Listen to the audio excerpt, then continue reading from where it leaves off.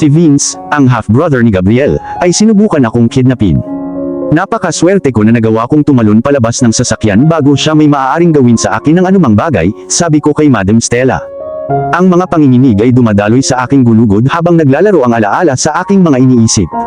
Hindi pa rin ako makapaniwala na nakatakas ako sa pagkakahawak ni Vince nang hindi nasaktan. Iniisip ko kung ano ang maaaring mangyari sa akin kung hindi dumating si Lady Ravenwood sa oras, at inihatid ako ni Vince sa loob ng kotse. I wonder if Vince planned to kill me or just want me to be the hostage para makuha niya ang gusto niya. Natutuwa akong may tumulong sa iyo. Bulalas ni Madam Stella na pinupunit ang landas ng pag-iisip ko. Natuwa rin ako. Hindi ko maipahayag kung gaano ako nagpapasalamat na nakaligtas ako sa araw na ito. Akala ko mamamatay na ako. Hindi ko alam kung paano ko sasabihin sa papa mo kung nasaktan ka. Nagpakawala siya ng isang malalim at nakakainis na buntong hininga. Pinag-alala mo kaming lahat nang hindi ka bumalik pagkatapos mag-grocery. Nagpatuloy si Madam Stella sa kanyang mataas na tono. Kailangan kong ilayo ang wireless na telepono sa aking mga tainga upang maprotektahan ang aking eardrum. Ngayong binanggit ni Madam Stella ang papa, naalala ko na kailangan ko siyang makausap. Napakaraming bagay ang kailangan kong pag-usapan sa kanya, at kasama na rito si Vince at kung paano niya ako sinubukang patayin at si Gabriel. Kapag sinabi ko kay Papa ang tungkol dito, magagalit siya na hindi ko agad sinabi sa kanya. Tiyak na lilipad siya sa Britanya sa loob ng 2 linggo at kukuha siya ng 1 dosenang bodyguard para bantayan ako. Ganyan talaga ang gagawin ng Papa ko. Bumuntong hininga ako at nagpasya na tawagan ko siya ng madaling araw. Buong magdamag akong inilabas ang lahat ng lakas ng loob ko para gawin ito. Tama si Lady Ravenwood, Beatrix, diyan ka na lang magpalipas ng gabi. Masyadong delikado kung pipilitin mong umuwi ng ganitong oras. Hindi natin alam kung ano ang nasa isip ng kapatid ni Gabriel. I want you to be safe. Nai-imagine ko si Madam Stella na pabalik-balik sa loob ng kanyang opisina na may pag-aalala sa kanyang mukha. I was so sorry that I made her so much trouble today. Bumuntong hininga ako at hinintay siyang matapos ang kanyang sermon bago ko kinuha ang pagkakataong magsalita. I feel bad for not being with Faith tonight but Lady Ravenwood and you are right. Hindi ako makakauwi sa ganitong oras. Kaya naman napagdesisyonan kong umuwi na lang muna sa umaga. Sa ngayon, magpapalipas muna ako ng gabi dito sa Claymore Mansion. Good girl, mag-ingat ka, ibibigay ko kay Elisa ang phone. Sabik siyang kausapin ka. Sandaling katahimikan ang namayani sa kabilang linya. Tapos may narinig akong nagmamadaling yabag sa background at ilang segundo pa ay narinig ko ang nag-aalalang boses ni Elisa na nagtatanong kung ayos lang ba ako. Sinabi ko sa kanya na ayos lang ako, at buti na lang wala akong pinsalang nagbabanta sa buhay. Sinabi ko din sa kanya kung ano ang eksaktong detalye na sinabi ko kay Madam Stella. Tahimik lang si Elisa habang nakikinig sa kwento ko. Kung nakikita ko lang ang ekspresyon niya ngayon, alam kong may malalim na pagkunot ang noo niya. I told her everything that I could recall except the part na si Lady Ravenwood talaga ang mother ni Gabriel. Sasabihin ko sa kanya sa ibang pagkakataon. Hindi ko maipaliwanag ang lahat habang nasa telepono. Gaya ng inaasahan, nag-alala ang matalik kong kaibigan. Kailangan talaga makulong ni Vince sa loob ng isang mental institution. Ang mga kilos niya ay saktong perpektong kahulugan ng isang lalaking may sakit sa pag-iisip. Sana lang ay mahuli siya agad ng mga pulis. Hindi siya titigil maliban kung papatayin kanya o si Gabriel, sabi ni Elisa sa pagitan ng nagngangalit na mga ngipin. Inaayos na ito ng mga pulis. May nakakabit na tracking device sa sasakyan kaya hindi na magtatagal bago siya mahanap.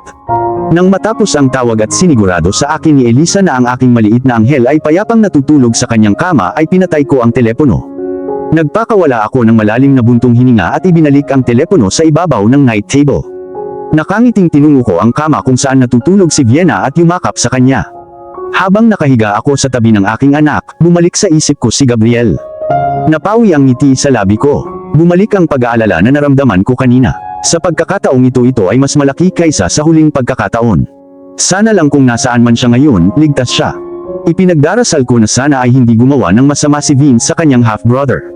Dahil kung saktan man niya si Gabriel, hahabulin ko siya kahit sa pinakamalalim, pinakamadilim na bahagi ng impyerno para makaganti. Malibang isipin ni Vince na hinding-hindi ako gagawa ng paraan para pigilan siya. Nagkamali siya. Ginawa niya ang pagkamatay ni Vienna. Sinubukan niyang patayin kami ni Gabriel. Ito ay sapat na para sa huling dayami. Hindi ko kayang panuurin siyang sirain ng pamilya ko nang walang ginagawa. Hindi ko kayang makitang naghihirap ang mga mahal ko sa buhay. Kailangan kong gumawa ng isang bagay para protektahan sila. Napatitig ako sa maliit na anghel sa tabi ko at nagsimulang lumuwa ang aking mga mata. Hindi ako makapaniwala na buhay ang aking anak. Ang sandaling ito ay isa sa pinakamagandang bagay na nangyari sa akin. Bumibigat ang talukap ko. Bago ko pa nga namalayan ay nakatulog na ako sa pagkakayakap ni Vienna. Alas 6 na ng umaga nang magising ako. Ang unang sumalubong sa paningin ko ay ang malaanghel na mukha ni Vienna. Ilang beses kong kinusot ang mga mata ko para masigurong hindi ako nananaginip. Namilog ang mga mata niya. Mama, mahina niyang sabi.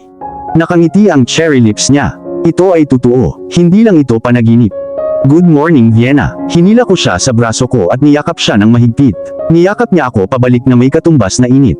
Hinalikan ko siya sa mga templo bago siya pinakawalan. Ngayon ay makikita natin ang baby sister mo na si Faith. Kamukhang kamukha mo siya, Vienna, at sigurado akong mamahalin mo siya. Baby, sister. Yes, Faith is your younger sister. Pupunta tayo sa Madam Stella's estate para makita mo siya. Lumiwanag ang mukha ni Vienna. Nanlaki ang mga mata niya at napako ang kilay niya sa kisame. Ito ang unang beses na nakita kong ganito kaliwanag ang mukha niya. She looked so happy and excited at the same time. Bumangon ako sa kama at binuhat siya hanggang sa dumikit ang mga daliri niya sa sahig. Shall we prepare now? Excited na si mama na makita ang baby sister mo. Sabik na tumango si Vienna. Gumapang ang kanyang mga labi sa isang banayad na ngiti. Excited niya akong hinila papuntang banyo at sumunod naman ako sa likod niya, natatawa. Pagkatapos kong paliguan si Vienna ay pinalitan ko siya ng floral dress na may puff sleeves na nagustuhan niya. Naningkit ang mga mata niya habang pinagmamasdan ang refleksyon niya sa salamin. Siya ay isang kaibig-ibig na bata. Tinali ko ang buhok niya ng naka-ponytail at tinali ang isang ribbon sa ibabaw. Nagustuhan din niya. Ang kanyang mga labi ay pumulupot sa isang matamis na ngiti nang ang kanyang tingin ay lumipat sa pink na ribbon na nakasecure sa kanyang mga kulot. Thank you, mama. Nahihiyang bulong niya pagkatapos lumingon sa akin. Nauutol man siya sa tuwing nagsasalita siya, good sign pa rin iyon na gumagaling na siya. Hindi nagtagal bago siya makapagsalita ng matatas. Binigyan ko siya ng isang ngiti na sapat, upang magampanan ang sikat ng araw na tumatagos sa salamin mula sa sahig hanggang sa kisame na salamin na bintana. Welcome, Vienna, sumagot ako. Tinitigan ko siya ng may pagmamahal at lambing. 1-year-old pa lang siya nung huli ko siyang nakita. The years seems to travel faster and now she's big girl. Years have stolen from us pero hindi ko na iniisip. Ang mahalaga ay buhay siya. Binuksan ko ang telebisyon at pumili ng channel ng bata. Umupo siya sa ibabaw ng kama at sumandal sa headboard. Nakatuon ang kanyang tingin sa palabas. Bago ako pumasok sa banyo ay tinignan ko siya sa huling pagkakataon. Nang makita kong magiging maayos siya saglit na wala ako, humakbang ako papunta sa pinto ng banyo at binuksan ito. Sumalubong sa paningin ko ang maluwag na banyo. Pagkapasok ko, hinubad ko ang damit ko at lumukso sa ilalim ng shower. Ilang minuto pagkatapos kong maligo at magpatuyong ng buhok, lumabas ako ng banyo na nakasuot ng maluwag na t-shirt at maong na jeans na bigay sa akin ni Claire. Nakaupo pa rin si Vienna sa kama. Nakadikit ang mga mata niya sa telebisyon. Biglang napalingon ang tingin niya sa direksyon ko nang makarinig siya ng mga yabag.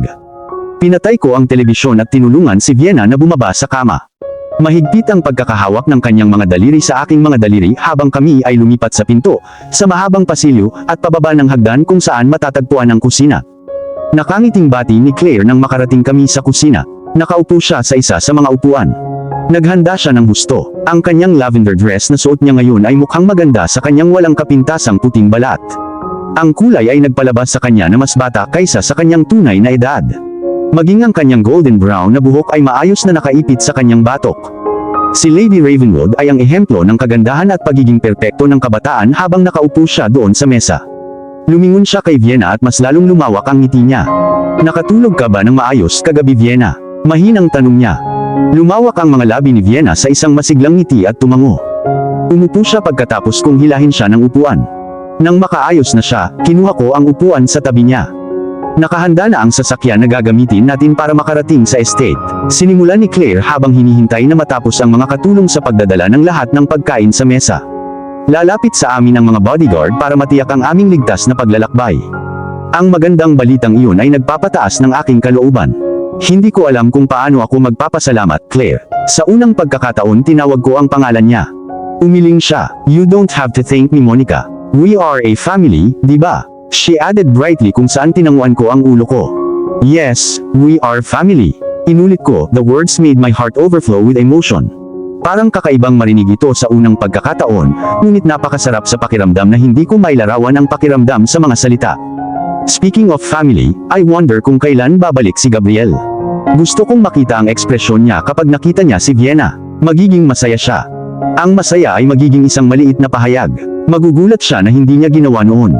Pero sa ngayon, ang dapat kong alalahanin ay ang pag-uwi. Hinihintay ako ni Faith, sana ayos lang siya habang nasa daan kami. Isang malalim na buntong hininga ang pinakawalan ko, at nilagyan ng pagkain ang plato ni Vienna. Tahimik siyang kumain. Inihain ko ang plato ko na may kasamang pagkain at nagsimula na rin akong kumain. Alas 7 na ng umaga nang umalis kami sa Claymore Mansion.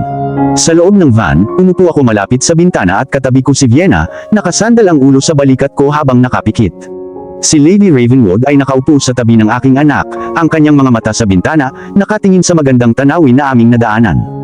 Binagtas ng bulletproof van ni Lady Ravenwood ang highway sa ilalim ng magandang asul na kalangitan. Sa likod ng van ay may kalahating dosenang bodyguard na nagmamaneho ng kanilang mga pribadong sasakyan. At pagkatapos ay nagmamaneho sa unahan ng van na nakasuot ng itim na jacket ay ang security team na nakasakay sa kanilang mga motorsiklo. Hindi nagbibiro si Lady Ravenwood nang sabihin niya sa akin na mag-e-employed siya ng isang dosenang bodyguard. Sa dami ng security guard na nakapaligid sa van, I wonder if Vince even tried to come near us. Kung maglakas loob siyang sumubok sa ganitong sitwasyon, siya na ang pinakamatapang na lalaking nakilala ko. Pero noong Vince, I bet he would not dare risk his life at this moment. Hindi siya tugma sa isang dosenang experienced men na nagtatrabaho sa pinakamahusay na security agency. Masyadong nakakaakit ng pansin ang van na napapalibutan ng mahigpit na kadena na seguridad. Itinabi ng mga taong nakakakilala sa insignia ng sasakyan ng kanilang sasakyan para makadaan muna kami. Walang alinlangan, ang pamilyang Ravenwood ang pinakamayaman at pinakamaimpluwensyang marangal na pamilya sa bansa. Sila ay isa ring malapit na kamag-anak ng reyna na namumuno sa Britanya. Well, ngayon ko lang napagtanto ang katotohanan pagkatapos kong hanapin ito sa internet. Napabuntong hininga ako, napasubsob ako sa malambot na cushion seat. Okay lang matulog. Ligtas sana kami dahil marami kaming bodyguard. Anyway, aabutin ng isang oras bago kami makarating sa aming destinasyon. Dapat kong gamitin ang oras para magpahinga. Ibinaba ko ang braso kay Vienna at hinila siya palapit. Napakasarap sa pakiramdam na nakaupo siya sa loob ng sasakyan kasama siya sa tabi ko. Pumikit ako at natulog hanggang sa makarating kami sa Madam Stella's estate. Bumukas ang dambuhalang bakal na pintuan ng Marangyang Estate. Ang langit-ngit ng mga metal at ang tunog ng mga boses ang gumising sa akin mula sa mahimbing kong pagkakatulog at ang aking mga mata ay bumukas. Maayos na pumasok ang van sa malawak na pathway hanggang sa huminto ito sa harap ng bahay. Vienna, lumingon ako sa aking anak sa oras upang makita ang kanyang magandang asul na mga mata na nakabukas. Nandito na tayo, malapit mo nang makita ang baby sister mo, si Faith. Mahinang sabi ko at nasaksihan kung paano nagliwanag ang inaantok niyang mga mata sa pagbanggit ng kanyang nakababatang kapatid. Kinusot niya ang kanyang mga mata gamit ang kanyang mga daliri hanggang sa mawala ang kanyang antok. Saka siya umayos ng upo. Lumawak ang leeg niya habang nakatingin sa bintana. Nanlaki ang kanyang mga mata ng pagmasdan ng kanyang mga mata ang malawak na damuhan kung saan kamangha-mangha ang pagkakaayos ng mga palamuti. Maaaring hindi nagsalita si Vienna, ngunit kitang-kita sa kanyang mga mata ang kanyang excitement. Si Milton, ang butler/driver ni Lady Ravenwood, ay lumabas sa driver's seat at binuksan ang pinto at tinulungan siyang makalabas ng van. Lumipat ang butler sa tapat at pinagbuksan kami ng pinto. Inalalayan niya si Vienna palabas ng sasakyan.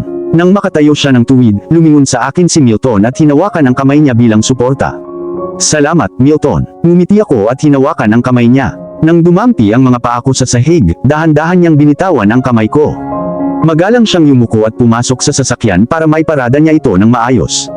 Hinawakan ko ang kamay ni Vienna at binigyan siya ng isang nakakapagpalakas ng ngiti habang dahan-dahan kaming pumasok sa loob ng mansyon. Lumakad din si Lady Ravenwood sa tabi namin. The moment I pushed the door open, nanlaki ang mga mata ko at tumama ang kilay ko sa kisame. Alexander Gonzalez, ang aking ama, ay nakaupo sa mahabang Victorian sofa. Nang makita niya akong papasok sa pinto, mabilis siyang tumayo sa kinauupuan niya at humakbang patungo sa direksyon ko. Kinailangan kong kumurap ng ilang beses para lang masigurado kung totoo siya.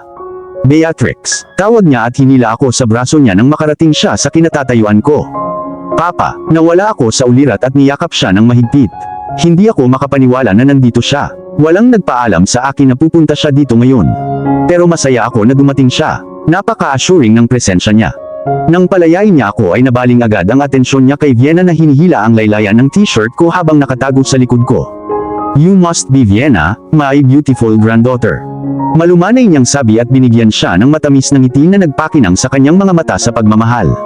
Nagulat ako matapos marinig ang address ni Papa kay Vienna gamit ang kanyang tunay na pangalan.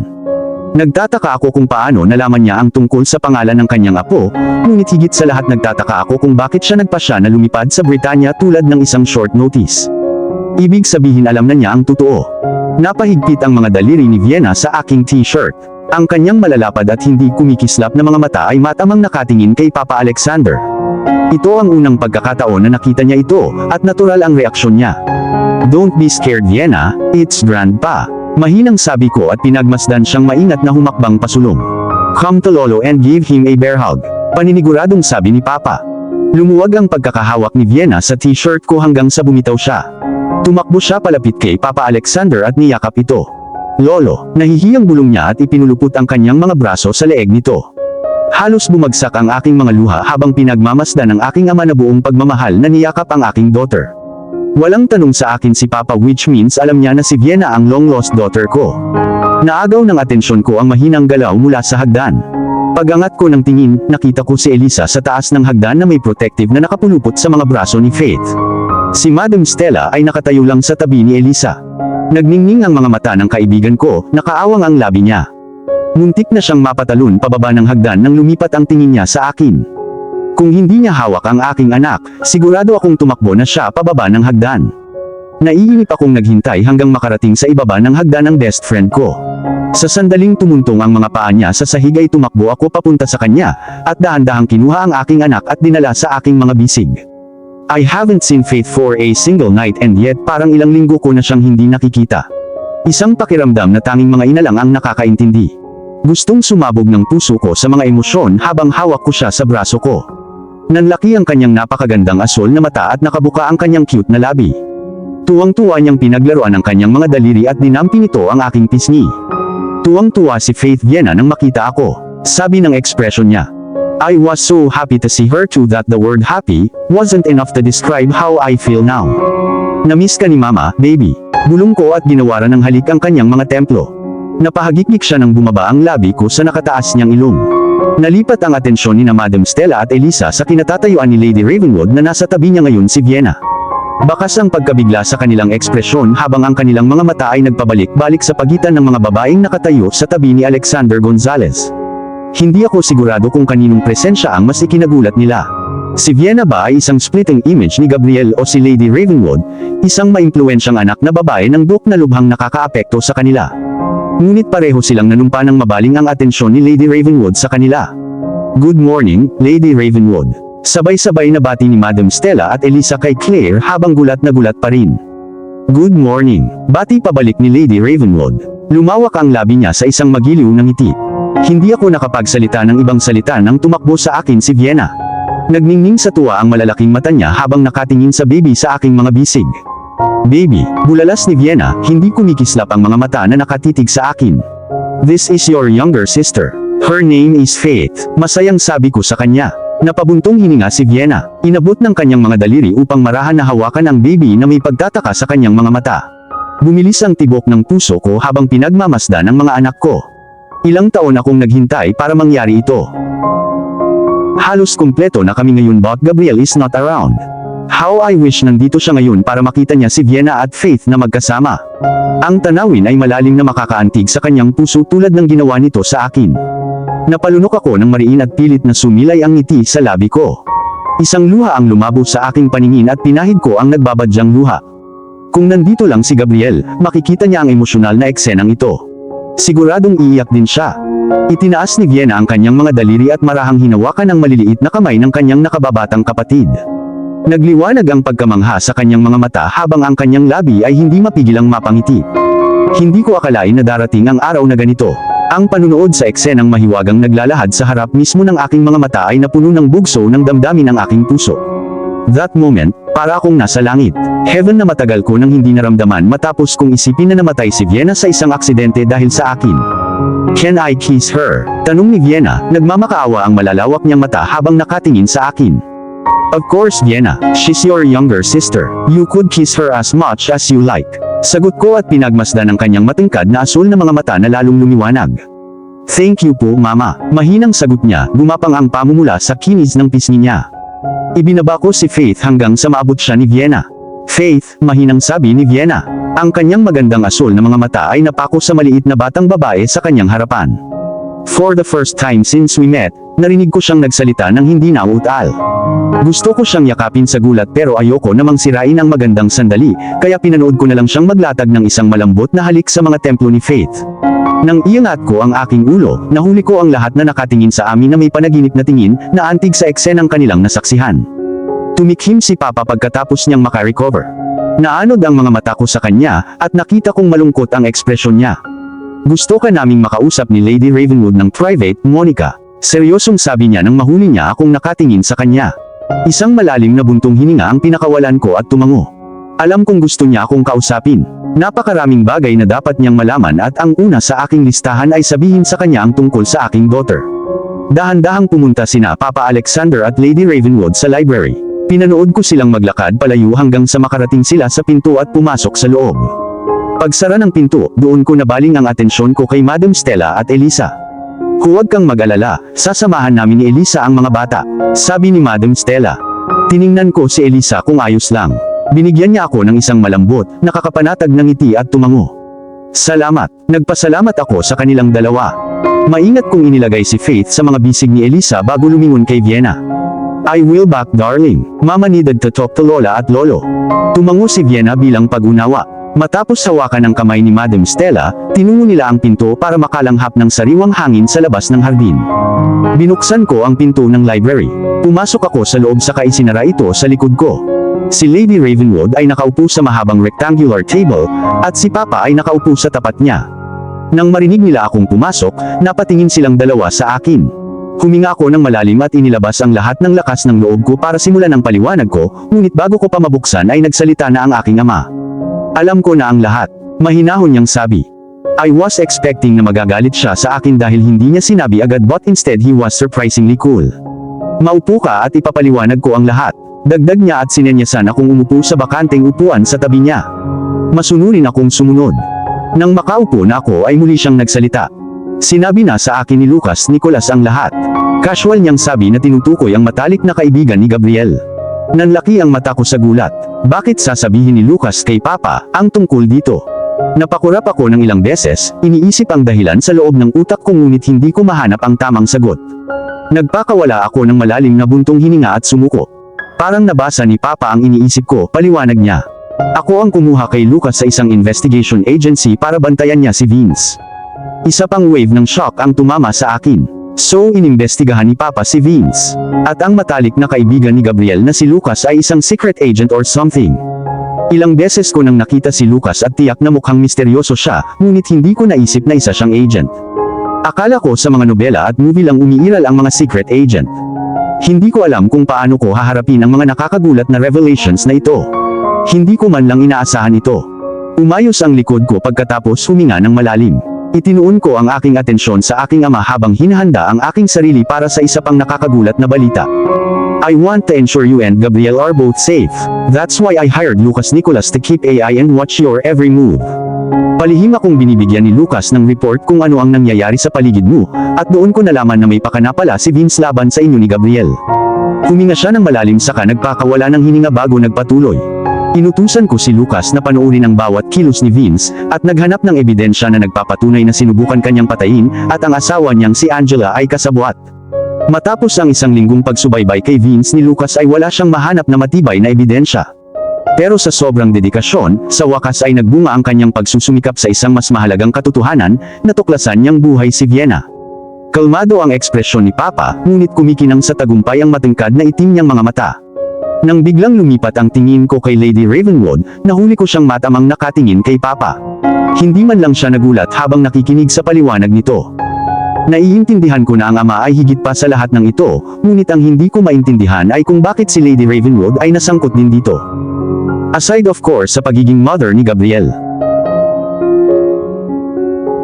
Nang mahuli ako ni Lady Ravenwood na nakatingin sa kanya, binigyan niya ako ng isang matamis na ngiti na parang sinasabi sa akin na ayos lang. Siya ay lubos na naunawaan ang pagkabigla na naramdaman ko matapos marinig ang lahat.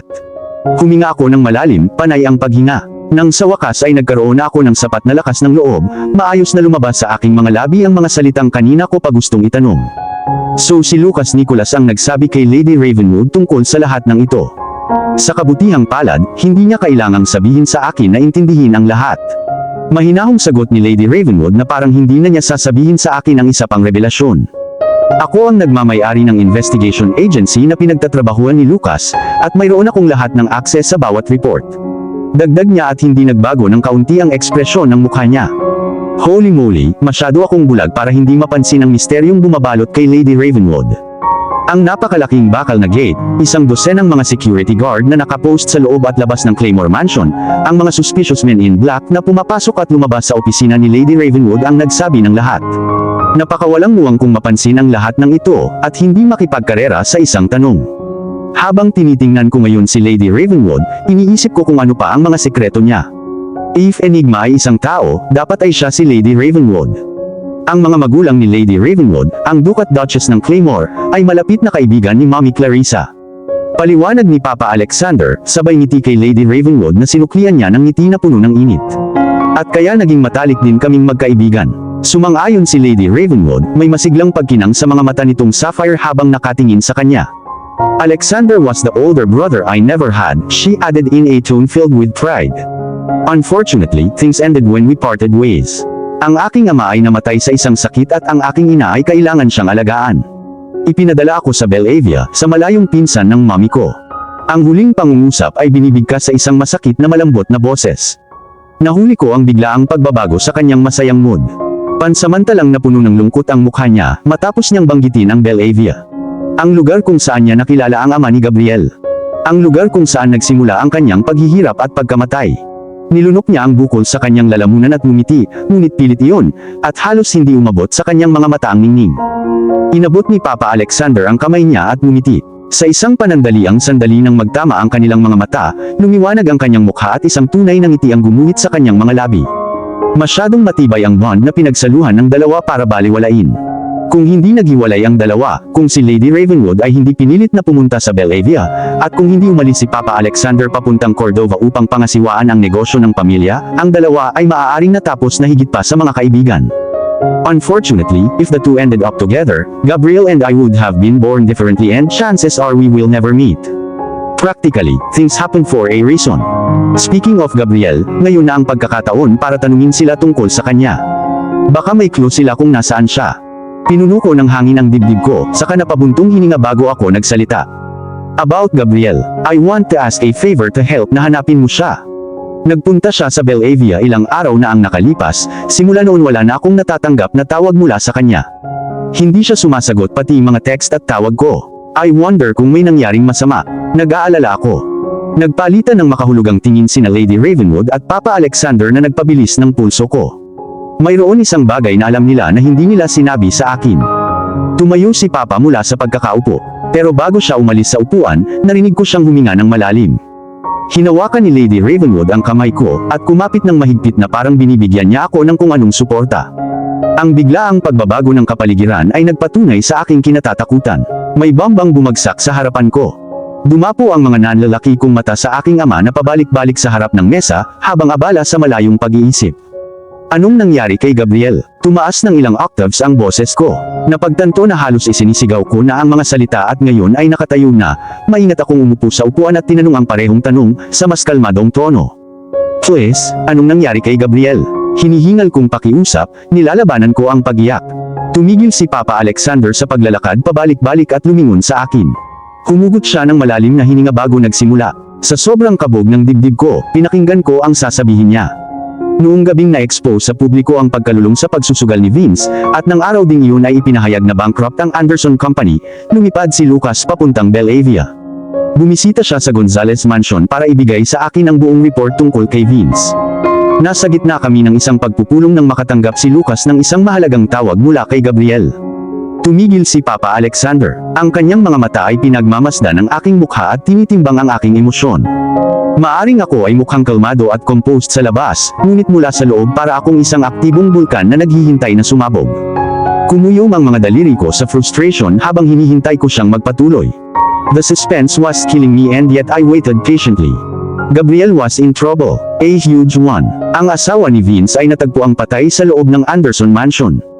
Dumating ang mga pulis sa pinangyarihan ng krimen kasama si Gabriel na basang-basa sa dugo, at nasa kamay niya ang kutsilyong ginamit sa pagpatay kay Angela. Parang may bumagsak na bomba sa harapan ko. Nalaglag ang pangako sa sahig at napako ang kilay ko sa kisame. Sa loob ng mas matagal kaysa sa inaasahan ko, napaupo ako sa aking upuan na may malamig na pawis na namumuo sa aking mga templo. Hirap kong tunawin ang impormasyon. Gabriel would never kill anyone.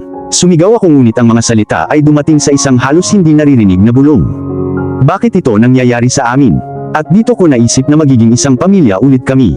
Napatayo ako sa kinauupuan ko, napabalikwas ang upuan dahil sa lakas. Walang salita, naglakad ako patungo sa pinto at hinila pabukas ang pinto. Napatayo si Papa Alexander sa kanyang kinauupuan.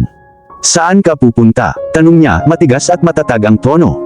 Sa Bellavia, pupuntahan ko si Gabriel. Pagkatapos nun, isinara ko na yung pinto habang nanunood sila ni Lady Ravenwood. Kung mabibigyan ako ng Diyos ng isang beses na kapangyarihan na magagamit ko ngayon, hihilingin ko sa kanya ang kakayahang mag-teleport para hindi ko na kailanganin ang paghihirap na paglalakbay upang maabot ang Bellavia. Aabutin ng 4 na oras ang eroplano bago makarating sa Bellavia, at 3 lang ang aabutin ng isang pribadong chopper. At bukod sa mga means of transport na nabanggit, wala nang ibang paraan para makarating sa aking destinasyon. I don't have any other option except to choose the private chopper.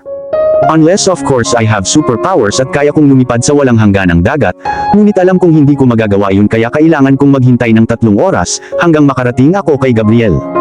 Ngunit hindi ang nakakasukang paglalakbay o ang mahabang nakakainis na oras ang nagdala ng luha sa aking mga mata, ngunit ito ay nagpapaalam sa aking mga anak, lalo na kay Vienna na wala pang isang araw na nakasama ko.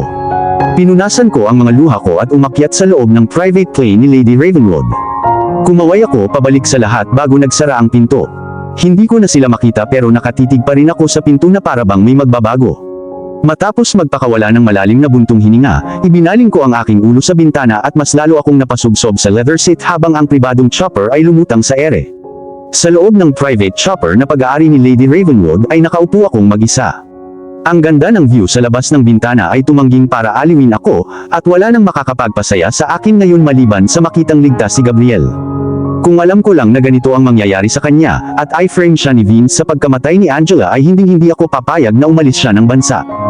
Pero kahit anong pagsisisi ko na pinakawalan siya, huli na ang lahat para sa pagsisisi ngayon. Nangyari na ito at ang pinakamagandang gawin ay ibigay sa kanya ang pinakakailangan niya, ang comfort. Sa ngayon, ito lang ang maibibigay ko. At sa tingin ko sapat na yun para gumaan ang pakiramdam niya. At last, after 3 hours spent buried in my thoughts and thinking about the problem over and over again, lumapag ang eroplano sa rooftop ng 20 palapag na gusali at ako ay nailigtas bago ako nalunod sa aking pag-iisip. Ang gusali ay isang investigation firm Bellavia branch run ng pamangkin ni Lady Ravenwood. Ang mga lalaking naka-black suit ay nakapila sa magkabilang gilid ay sumalubong sa akin nang lumabas ako mula sa chopper. Tapos may lumapit na sophisticated tall woman with bob-cut hair and introduced herself. Ako si Catherine Grace, pamangkin ni Lady Ravenwood. Ako ang officer in charge ng investigation firm. Nice meeting you, Monica. Ipinaalam na sa akin ng tita ko kung bakit ka nandito. Binigyan ako ni Catherine Grace ng isang nakakasilaw na ngiti na nagpapaalala sa akin ng isang toothpaste commercial model. Hinawakan niya ang kamay ko at walang gana kung kinuha yun. Ang kanyang kamay ay malambot at mainit, hindi ang uri ng kamay ng isang tao na ginagamit sa mahirap na paggawa, ngunit ang kanyang paghawak sa aking kamay ay matatag at makapangyarihan. Siguradong hindi siya ang tipong magugulo. Nice meeting you too, sagot ko naman, katugman ng matingkad na ngiti sa labi niya. Siya ay nasa loob ng 24 na may mapula-pula na blonde na buhok, katangi-tanging berdeng dagat na mga mata, at isang payat na figure tulad ng sa isang model ng runway. Ang kanyang mga komplementaryong features ay magpapatingin sa kanya ng 2 beses sa lalaki at babae. Kung siya ay mag-apply bilang isang model, maaari niyang lampasan ang 12 mga ito sa kanyang likas na karisma at kagandahan. Ang pangalan ni Catherine Grace ay tumunog sa akin. I wonder kung siya rin ba ang Catherine na minsan kong nabasa sa dyaryo na minsang nabali ang braso ng kanyang fiancé dahil lang sa pinilit siya ng kanyang mga magulang na makipag-date sa kanya. Marahil ay hindi siya ang taong iyon. Napakaraming pangalan tulad ni Catherine dito sa Bellavia. Binitawan niya ang kamay ko at sabay kaming naglakad papasok ng elevator. Hindi lang siya maganda pero matikas din ang galaw niya, naisip ko habang tinutulak niya ang elevator papunta sa opisina niya. Wala dito si Lucas Nicolas, ang aming nangungunang agent at investigator, at pati na rin ang aking pinsan. Sabi niya nang huminto ang elevator sa 10th floor. Pagbukas ng pinto, naglakad kami sa mahabang hallway at pumasok sa pinto. This might be her office, I assumed after my eyes landed to the OIC word na nakasulat sa pinto. Itinulak niya ang pinto at sinenyasan akong mauna bago siya sumunod sa likod ko.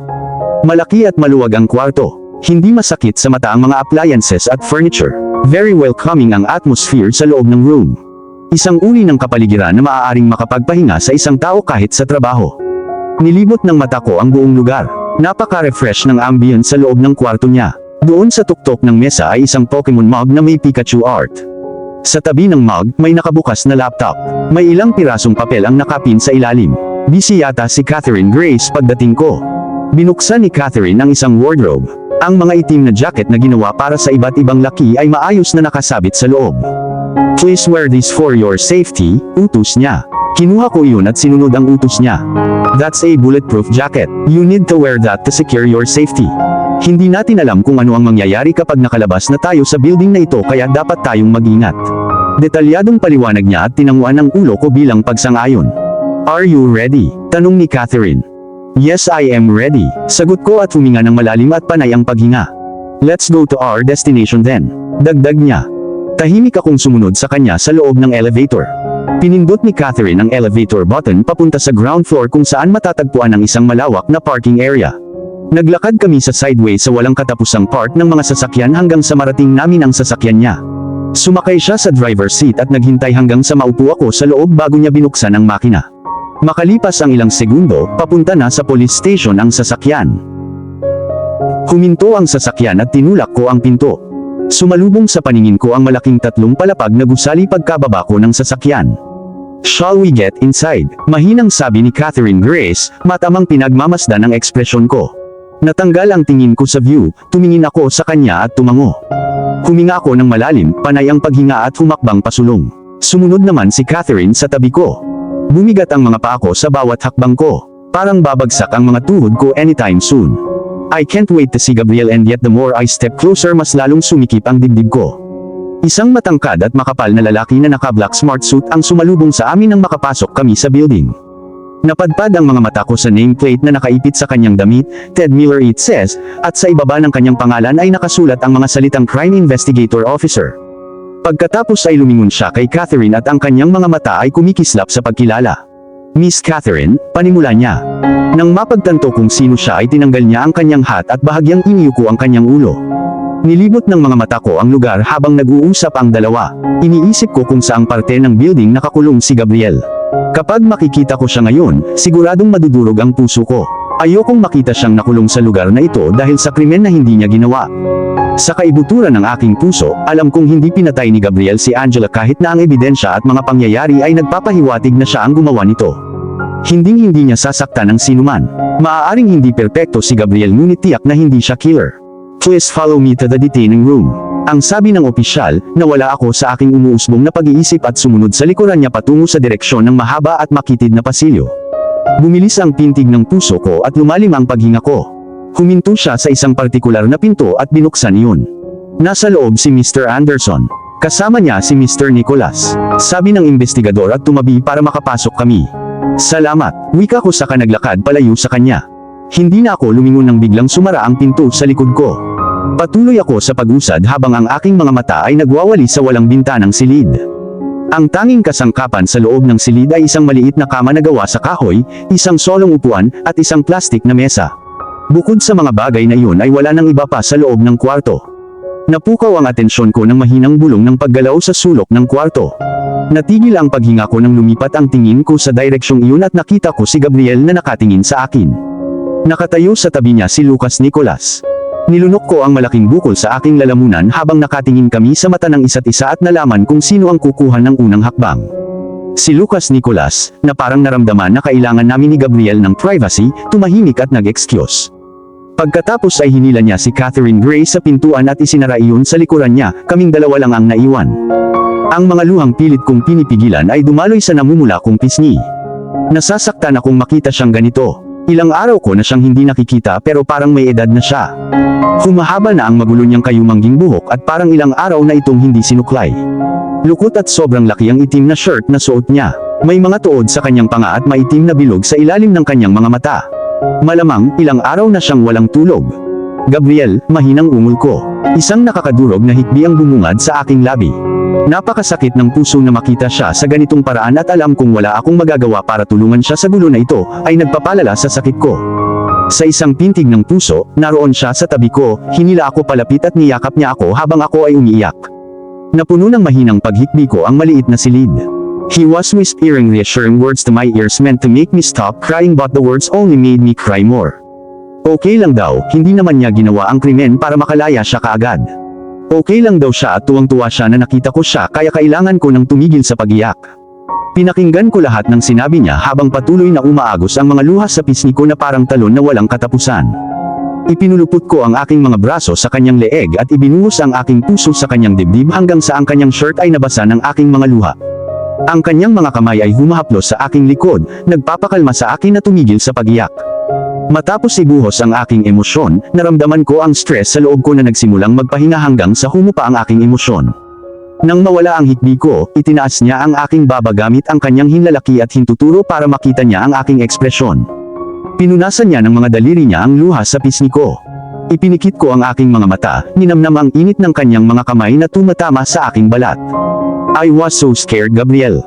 I thought I will never see you again. Panimula ko nang pumikit ang mga mata ko at diretsyong tumitig sa kanyang nakakaakit na asol na mga mata. Nagsimulang lumabo ang mga mata ko, at pinunasan ko ang mga luha. Okay lang love, nandito ako ngayon. Wala kang dapat ikatakot, hindi ako aalis. Sabi niya nang mapanatag. Itinaas ko ang mga palad ko sa labi niya at hinalikan ang balat ko na ikinahahabol ko ng hangin. Nang iangat niya ang ulo niya pabalik sa akin, sumilay ang ngiti sa labi niya.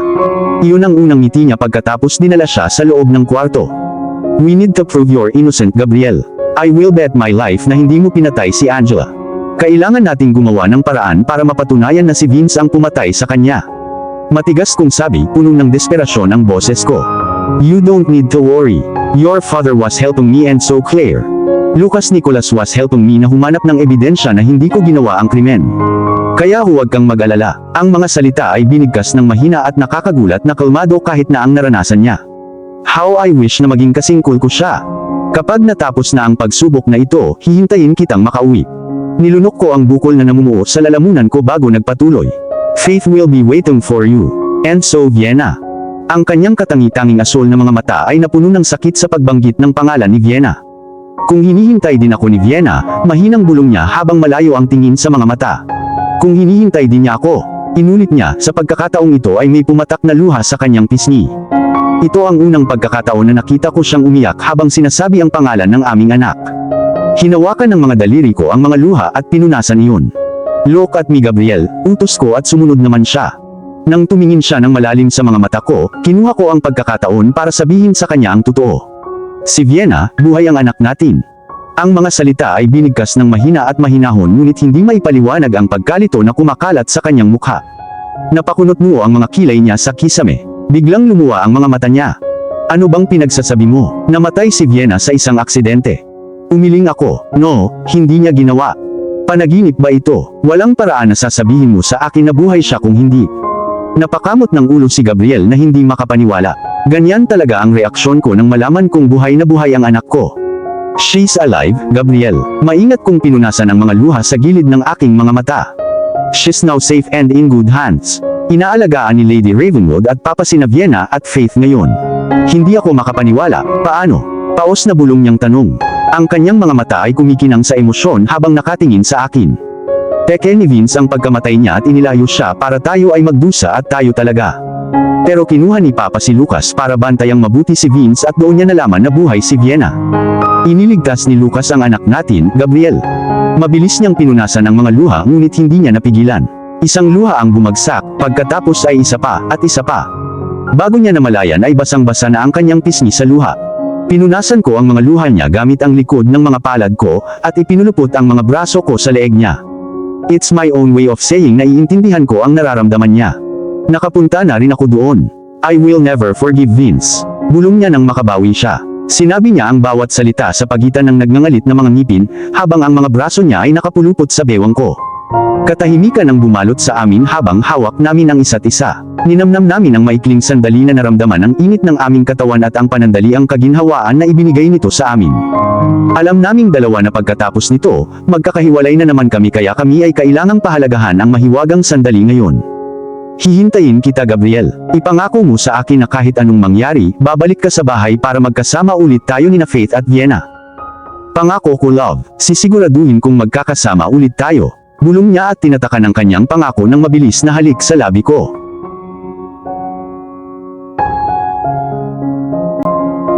Lumabas ako ng gusali na parang mas magaan kaysa dati. Pagkatapos makipag-usap kay Gabriel, bumuti ang aking kalooban at mas kalmado ang aking damdamin. Kahit na kailangan niyang manatili sa detention room at least ligtas siya. Mas mainam ito kumpara sa isang malamig at madilim na selda ng kulungan kung saan walang garantiya ang kanyang kaligtasan. Pagkalabas, isang mahinang buntong hininga ang kumawala sa aking mga labi. Tumayo ako at tumingala sa magandang asol na langit habang sinasabi sa sarili ko na kahit anong problema natin ngayon, nilipas din ito. Malalampasan namin ni Gabriel ang pagsubok na ito at pagkatapos nito ay lalabas kaming mas malakas. Sumipol ang hangin at nakalanghap ako ng sariwang hangin. Itinulak ko ang salamin na pinto ng gusali ng patagilid, hinihintay si Catherine Grace na lumabas mula sa loob. Sa huling pagkakataon na nakita ko siya, kausap niya si Ted Miller. I just excused myself since I felt out of place listening to their discussion and it doesn't involve Gabriel at all. Naagaw ng pansin ko ang tunog ng mga kalansing na metal at hiyawan ng mga gulong. Pagtingin ko sa harapan ko ay may humintong bisikleta. Isang batang lalaki na nasa edad 10 taong gulang ang bumaba mula sa kanyang bisikleta. Nakasuot siya ng maluwag na t-shirt at shorts. Nagkamot sa simento ang kanyang basag na tsinelas habang nagmamadaling tinungo ang direksyon ko. Monica Anderson, nag-aatubili na tanong ng bata, matapos siyang huminto sa harap ko. Napakurap ako ng ilang beses, inalala kong nakita ko na ba ang bata noon, ngunit wala akong mabawi kahit isang alaala sa kanya. Hindi ko pa siya nakikita. Sigurado ako dyan. Isa na naman ba itong pakana na binalak ni Vince? Itinuwid ko ang aking likod at naghanda para sa isang pag-atake. Inihakbang ko ang isang paa na handang lumaban kung kinakailangan. Nasa harap kami ng isang police station, kung maglakas loob siyang salakayin ako dito hindi siya makakatakas. Gayunpaman ang pag-atake na inaasahan ko ay hindi dumating. Sa halip ay tumingin lang siya sa akin ng nanlalaki ang mga inosenteng mata habang hinihintay ang sagot ko. Bahagya kong binitawan ang bantay ko. Napabuntong hininga ako ng isang malaking buntong hininga, nagkunot ako ng kilay sa pagkalito at nagtanong, "Oo, ako si Monica. Paano kita matutulungan?" Tanong ko sa magalang na tono. Lumiwanag ang mukha ng bata at ngumisi ito ng malawak na inilantad ang awang ng ngipin sa harapan. Mukha namang gumaan ang loob niya. Walang salita, inabot niya sa akin ang isang scrap ng papel at nagsimula na siyang umalis. Dali-dali kong kinapa ang scrap ng papel at binasa ang mga scribbling sa note. "If you want to help prove your husband's innocence, come to Anderson Mansion tonight." Iyon lang ang laman ng mga note. Walang nakasulat na pangalan mula sa taong pinanggalingan nito. Wait, tumakbo ako papunta sa batang kakaakyat lang sa kanyang bisikleta. Hinawakan ko ang balikat niya para hawakan siya. "Yes, ma'am." Tumingin siya sa akin na nanlaki ang mga mata sa pagtataka. "Sino ang nagbigay sa iyo nitong note?" Tanong ko sabay hawak sa papel para makita niya. Hindi ko talaga siya kilala. Sagot niya, nagkibit balikat. "Isang estranghero ang nag-aalok sa akin ng $100 upang ibigay ito sa iyo." Sabi niya may babaeng nakatayo sa harap ng police station na nagngangalang Monica Anderson, bilang kapalit at kailangan kong ibigay sa iyo ang note na ito. Importante daw. Maaari mo ba siyang ilarawan? Napakamot muna siya sa ulo bago pumikit sa konsentrasyon. "Sabihin mo lang sa akin ang mga bagay na maaalala mo noon." Tiningnan ko siya ng may pagmamakaawa. Nakita niya siguro ang desperasyon sa mga mata ko at nagsimula na siya. Siya ay isang lalaki sa kanyang unang bahagi ng 40, katamtaman ng taas, at siya ay may balbas. Isang galit na buntong hininga ang pinakawalan ko. Ang paglalarawan ay hindi nakatulong sa akin.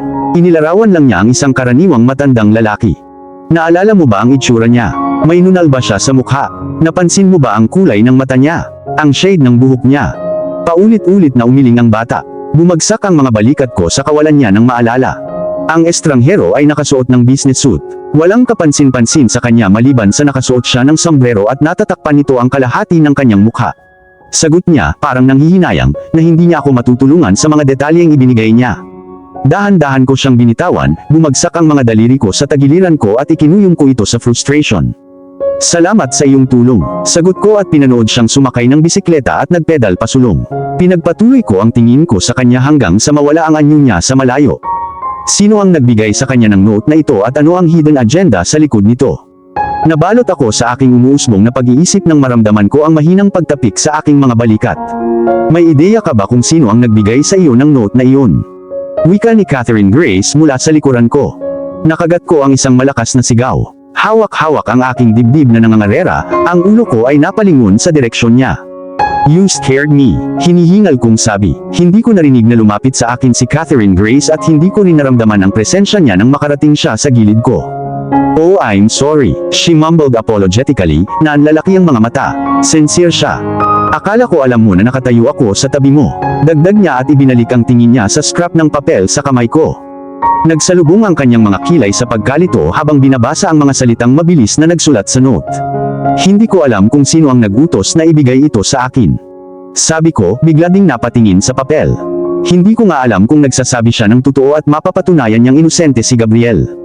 Patuloy akong nag-aalinlangan sa pag-iisip kung maniniwala ba ako sa note o hindi. Pero ayokong umasa, baka isa na naman itong pakulo para lokohin ako. Kailangan kong mag-ingat.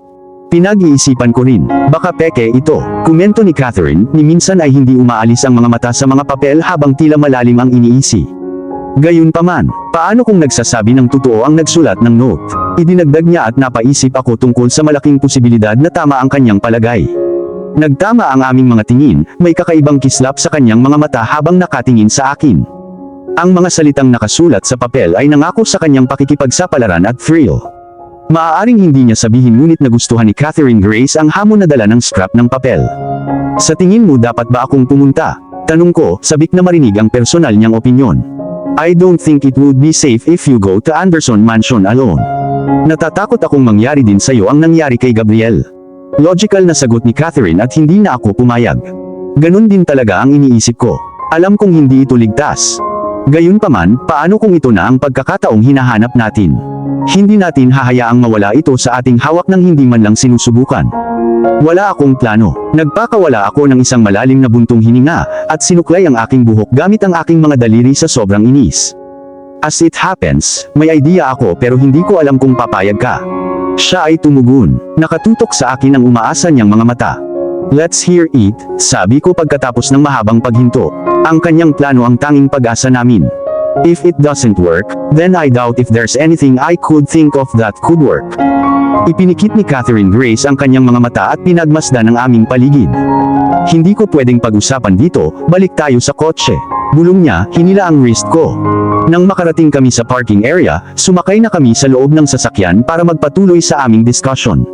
Hindi ko alam kung papayag ka dito, alam kong delikado pero ito lang ang pag-asa natin. She started the moment nang sumara ang pinto sa likod niya. Maaari tayong pumasok sa Anderson Mansion ngayong gabi at maghanap ng anumang ebidensya na mahahanap. Si Catherine ay kalahating umaasa na makikita ang nakakatakot na hitsura sa aking mukha, kaya naman bumuka ang labi niya nang hindi nagbago kahit kaunti ang ekspresyon ng mukha ko. Ang totoo, pagkatapos kong malaman na inaresto si Gabriel, naging desperado akong tulungan siya kaya naisip ko ang pagpasok sa loob ng Anderson property para humanap ng ebidensya na magpapatunay na hindi niya pinatay si Angela. Ngayong binanggit niya ito, itinuturing kong mas matalinong hakbang ang pagpuslit sa loob ng mansyon kumpara sa pagpasok sa loob sa sikat ng araw. Paano kung mahuli tayo? Sumilay ang malawak na ngiti sa kanyang mga labi nang tanungin ko ang mga salitang hindi niya inaasahang maririnig. Ang kislap sa kanyang magandang sea green na mga mata ay lumiwanag. No, we will not. Matatag at may kumpiyansa niyang sinabi ang mga salita at nagsimula akong maniwala sa kanya. It's all set then, aalis na tayo mamayang gabi. Ang kanyang mga labi ay umabot sa isang matagumpay na ngiti na nagsasalita ng isang mapanganib na pakikipagsapalaran na hindi ko malilimutan. Ipinasok ni Catherine Grace ang susi ng ignition at pinaandar ang makina. Inilipat niya ang sasakyan palabas ng parking area hanggang sa ligtas na itong umaandar sa 4-lane highway. Lumingon ako sa bintana at bumuntong hininga. Alam kong hindi ito ang right choice, ngunit ito ang tanging option na mayroon kami. Great, just great. Napatitig ako sa refleksyon ko sa salamin na may namumuong galit. Para akong isang magnanakaw na nakasuot ng masasamang itim na damit mula sa isang pelikulang krimen na matagal ko nang pinanood. Pangatlong beses ko nang tiningnan ang refleksyon ko sa full-length mirror, pero hindi ako makakuha ng sapat. Iniisip ko kung panaginip lang ba ito. Kung ito ay, gusto kong gumising sa bangungot na ito ngayon bago pa man masira ang lahat. Ang aking pulso ay nanginginig, ang mga butil ng pawis ay nabuo sa aking mga templo, at ang aking mga palad ay naging yelo habang tinititigan ko ang aking sarili. Hindi ako nag-sign up para sa kapalarang ito. Ngunit walang ibang pagpipilian kundi magpatuloy. Hindi na ako nakatalikod nung magsisimula na ang mga bagay-bagay. Walang makakatakas ngayong gabi, tinatakan na ang kapalaran ko. Ito ay isang do or die na sitwasyon. Kailangan kong gawin ito para kay Gabriel. At kahit anong mangyari, kailangan kong gawin ang lahat para makatakas ng buhay. Itinali ko ang aking mahaba at inky na buhok sa isang naka-ponytail bago kinuha ang mga gloves sa ibabaw ng mesa at ipinasok ito sa aking mga daliri. Ang pagsusuot ng gloves ay kinakailangan ngayong gabi upang matiyak na walang mga fingerprint ang may iwan sa eksena. Kaya mo yan, Monica. Pinalakas ko ang loob ko bago kinuha ang bonnet ko at isinuot. Isang mahinang katok ang tumunog sa pinto ng kwartong tinutuluyan ko. "Come in," sabi ko at hinintay itong magbukas. Pumasok sa loob ng silid si Catherine Grace, nakasuot ng black. Maging ang flat shoes na suot niya ay nasa shade of charcoal. Isinuot na niya ang kanyang gloves at bonnet. "Handa ka na ba?" tanong niya, tinitigan ako mula ulo hanggang paa bago idinagdag. "Gosh, you look good in black." Nag-init sa pisngi ko ang papuri niya. "Pero hindi kasing galing mo," naisip ko habang sinusuri siya mula ulo hanggang paa. Hindi ko akalain na ang black na iyon ay napaka-elegante. Maaaring magsuot si Catherine Grace ng anumang shades na gusto niya at maganda pa rin itong tingnan kahit hindi man lang sinusubukan. "Salamat," sagot ko pagka-recover ko. "Mukhang mag-rampa ka sa runway kesa habulin ang lugar ng isang delikadong lalaki." Komento ko nang umiti lang siya na para bang nakakatawa ang mga sinabi ko. "Shall we go, Monica?" sinabi niya. Sa pagkakataong ito ay hinatak niya ang isang tuwid na mukha na walang katatawanan. Tiningnan ko sa huling pagkakataon ng refleksyon ko sa salamin, bago naglakad patungo sa pinto. Let's go bago pa magbago ang isip ko. Ang Anderson Mansion ay nakatayong mapagmataas at matangkad sa ilalim ng magandang dotted night sky. Tinitingnan ang lugar na ginugol ko ng 5 taon ng aking buhay ay nag-trigger ng mga nostalgic na alaala na tumatakbo sa aking mga iniisip. Ngayong nabawi ko na ang karamihan sa mga alaala ko pagkatapos kong iuntog ang ulo ko sa magaspang na simento noong araw na inatake ako ni Vince. Naalala ko ang hitsura ng lugar noon at masasabi kong pareho ang hitsura ng mansion sa akin mula sa labas. Iniisip ko kung ganoon pa rin sa loob. Sinenyasan ko si Catherine Grace na sundan ako sa likod ng bahay kung saan may pinto. Ang daanan ay nabalot ng lubos na kadiliman, kung hindi dahil sa mahinang liwanag mula sa liwanag ng buwan ay mahirap tumawid sa mabatong bahagi ng damuhan. Sa ilang kadahilanan ay walang mga gwardya na nakadeploy ngayong gabi maliban sa 2 armadong lalaki na nakapost sa main gate. Pumasok kami sa bahay sa pamamagitan ng pag-akyat sa matataas na pader. Dumapa kami sa damuhan at gumapang hanggang sa makarating kami sa bahay. Mula sa pagyuko sa ilalim ng rebulto, tumuwid ako pagkatapos masigurong walang tao. Ang bugso ng malamig na hangin na dumaan sa akin ay bigla akong nanginig sa kabila ng leather jacket na suot ko. I wonder if it's some kind of omen telling me to stop and run out of here. Huminga ako ng malalim at tumakbo papunta sa pinto. Pagkaabot ko sa knob, nakalock ito. Tumabi ako at nagbigay daan sa kasama ko. Si Catherine Grace ang eksperto dito. Kung may level ang lockpicking, siya ang uupo sa pinakamataas na rango. Bumukas ang pinto. Nanlaki ang mata ko sa gulat. Mabilis iyon. Akala ko aabutin pa siya ng 5 minuto para piliting buksan ang lock. Sinenyasan ako ni Catherine na pumasok muna sa loob. Alam ko ang lokasyon ng bawat kwarto at alam ko ang isang grupo ng mga hiding places kung sakaling may gising sa ganitong oras. Nagsalubong ang kilay ko sa pagkalito nang dumapo ang tingin ko sa madilim na kusina. Kung hindi dahil sa liwanag na nagmumula sa salamin na bintana, ang loob ay halos hindi makikita. Strange. Palaging nakabukas ang mga ilaw sa kusina sa mansyon. Hindi ko maiwasang magtaka kung bakit naka-off ito ngayon. Binuksan ko ang pinto ng kusina at nagtiptoed sa entrance hall, saka umakyat sa hagdanan na maghahatid sa akin sa ikalawang palapag kung saan natagpo ang patay ang bangkay ni Angela. Sa puntong ito, sa pagpasok ko sa mahabang madilim na pasilyo, napagtanto ko na ang lahat ng ilaw sa loob ng mansyon ay nakapatay na parang eksenang diretso mula sa isang horror movie. Kung saan ang mga lumalabag ay natitusod sa isang bangkay sa loob ng isang silid at nakahiga sa isang pool ng dugo. I wonder if I would accidentally trip on a dead body na nakahandusay sa sahig, hopefully not. Isang panginginig ang biglang dumaloy sa aking gulugod ng tuluyan kung marating ang pintuan ng silid kung saan natagpuan na patay si Angela. Mas mainit sa loob ng bahay, pero iniisip ko kung saan nanggaling ang biglaang lamig. Huminga ako ng malalim at piniit ang knob. Hindi ito magbubukas. Walang salita akong tumingin kay Catherine. As if she understand what I mean, tumango siya at tumabi ako.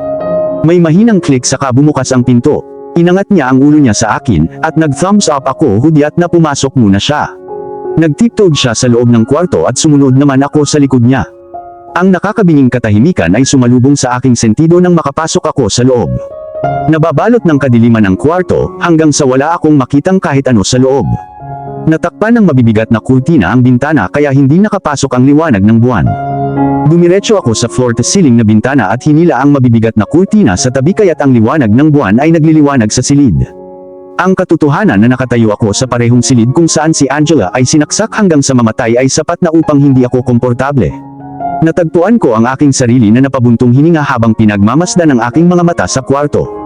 Nandoon pa rin ang magarbong canopy bed at ang nakapag-iba lang ay ang light pink na bedsheet. Sa tabi ng kama ay nakatayo ang isang kahoy na night table, sa ibabaw nito ay naroon pa rin ang lampshade na binili ko 2 taon na ang nakakaraan. Monica, sandali dito please. Nalipat ang tingin ko sa madilim na bahagi ng kwarto kung saan nakatayo si Catherine Grace. Dahan-dahan akong lumapit sa kanya, at ipinikit ang mga mata ko para makita kung ano ang malapitan niyang tinitingnan. Sa kauna-unahang pagkakataon mula noong dumating ako doon, napukaw ang aking pagkamausisa dahil may tinitingnan akong isang bagay na wala pa noon, isang painting. Ito ay bago. Ang painting ay ng isang dalagang nakahandusay sa sahig, ang kanyang magandang puting damit ay basang-basa ng sarili niyang dugo. Nakaluhod sa tabi niya ang isang mas matandang babae na may masasamang ngiti sa kanyang mapupulang labi at may hawak na kutsilyo sa kanyang kamay. Isang biglaang hindi komportable na pakiramdam ang bumaba sa akin. Nagsimulang dumaloy ang panginginig sa aking gulugod habang pinagmamasdan ng aking mga mata ang painting. Napalunok ako ng mariin. Pilit kong inalis ang tingin ko sa painting pero hindi ko magawa. Ang painting ba ay isang uri ng mensahe? Huminga ako ng malalim sa kapinakawalan nito sa isang malalim na buntong hininga. Sobrang bigat ng dibdib ko matapos tingnan ang painting. Nagkatinginan kami ni Catherine. Dala mo ba yung flashlight? Napakatahimik niyang tanong. Tumango ako at kumuha ng flashlight na kasing laki ng hinlalaki ko mula sa bulsa. Pagkatapos kong buksan, itinuon ko ang ilaw sa painting para lang mapasinghap sa gulat ng malinaw na nakalabas ang drawing. Ang dalagang nakahiga sa pool ng dugo ay kamukha ni Angela, habang ang matandang babae ay may hawak na kutsilyo sa kanyang kamay na may masasamang ngiti sa kanyang mga labi ay kamukha ni Samantha, ang ina ni Vince. Ang mga salitang St. James ang nakasulat sa ibaba. Ang tunog ng mga yabag na papalapit ay nagpaalerto sa aming mga sentido. Sinundan ito ng tunog ng susi na ipinasok sa lock.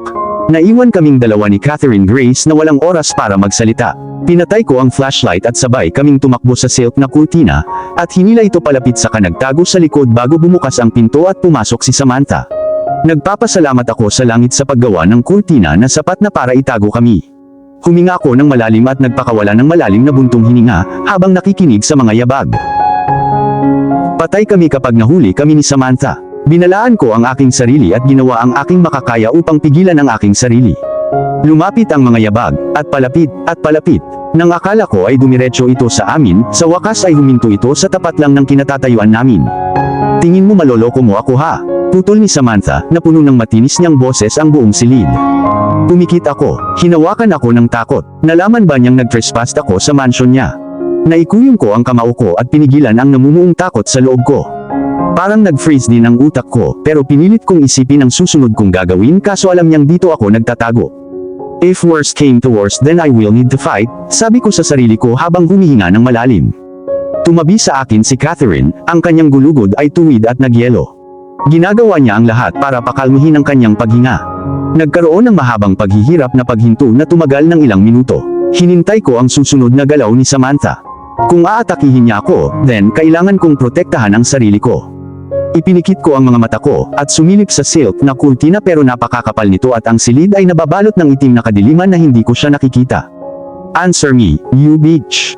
Napasigaw siya pagkatapos ay sinundan ito ng tumutusok na tunog ng nabasag na salamin. Naghagis lang ng bagay si Samantha sa painting. Answer me, Angela. Inulit niya, nagngangalit ang kanyang mga ngipin habang hingal siya ng hangin.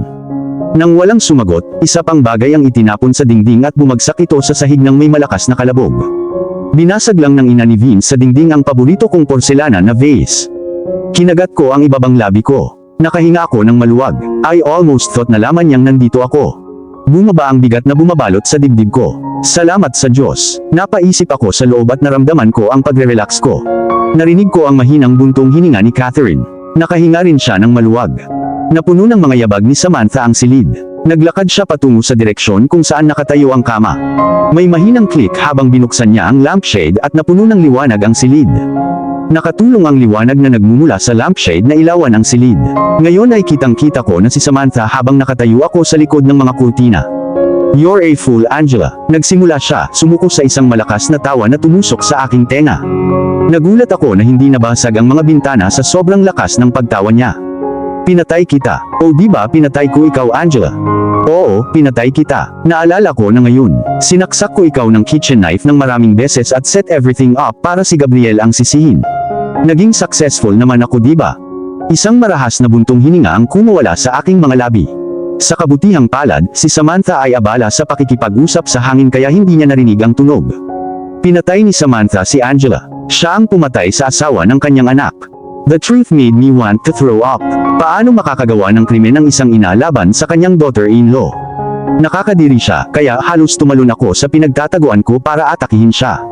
Kung hindi lang si Catherine ang humawak sa kamay ko, kanina ko pa dapat ginawa. Bumulwak ang galit sa loob ko. Huminga ako ng malalim habang unti-unti kong pinapakalma ang sarili ko. Ang isipin na siya ang may kasalanan na nagtakda ng lahat ng ito ay gusto kong harapin siya, at sabihin sa kanya na siya ay delusional at dapat ikulong sa loob ng mental facility. Humigpit ang mga kamay ni Catherine Gray sa akin para ipaalala sa akin na palamigin ang ulo ko. Lubhang delikado kung malalaman ni Samantha na may nanghihimasok sa loob ng kanyang bahay. Dahan-dahang tinungo ni Samantha ang dingding kung saan nakasabit ang painting. Nabasag ang mga basag na tipak sa ilalim ng kanyang mga paa habang maingat siyang naglalakad. Nang maabot na niya ang painting, inagaw niya ito ng pilit at inihagis sa sahig kung saan ito bumagsak. "Sa tingin mo ba ay makakatulong sa iyo ang painting na ito?" "I will burn it to ash para walang makaalam ng totoo." Napuno muli ng masasamang tawa niya ang silid habang paulit-ulit niyang tinatapakan ang painting. Napahinto lang siya nang wala na siya sa hangin. "Pinatay kita dahil wala ka ng silbi sa anak ko, Angela. Naging surot ka, alam mo naman ang ginagawa ko sa mga walang kwentang surot, di ba? Siyempre, pinapatay ko sila, dear. Hindi ako nagsisisi na pinatay ko ikaw, pasensya na lang dahil deserve mong mamatay sa mas mabangis na paraan." Lalong humigpit ang pagkakakuyom ng kamao ko. Si Samantha ay lampas sa kaligtasan. Pinatunayan ng kanyang aksyon ngayon na hindi lang siya mentally stable. Ang isang taong kasing delikado niya ay hindi dapat makawala. Isang beses siyang pumatay at sigurado akong hindi siya titigil doon. Mas marami siyang papatayin at hindi na ako magtataka kung ako ang susunod sa listahan niya. Pinulot ni Samantha ang painting mula sa sahig at tumakbo papunta sa bahagyang nakabukas na pinto habang kinakaladkad ang painting sa likod niya. Nang makarating siya sa pinto, huminto siya at lumingon sa mismong lugar kung saan namatay si Angela.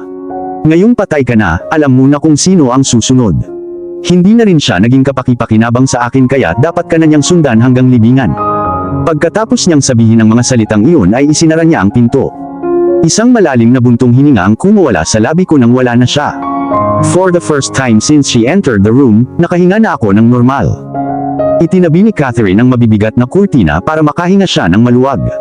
Dahan-dahan siyang bumagsak sa malamig na sahig, kumabog ang dibdib. Inalis ko ang tingin ko sa kanya, at dumapo ito sa nakasarang pinto. Hindi na rin siya kapaki-pakinabang sa akin kaya dapat kanyang sundan hanggang libingan. Nakatingin ako ng diretso sa unahan habang ang mga huling salita niya ay umuugong sa aking isipan.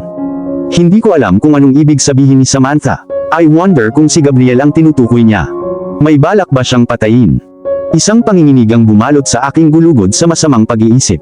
"Monica, umalis na tayo dito," sabi ni Catherine sa tabi ko habang bumangon siya mula sa pagkakahiga niya sa sahig.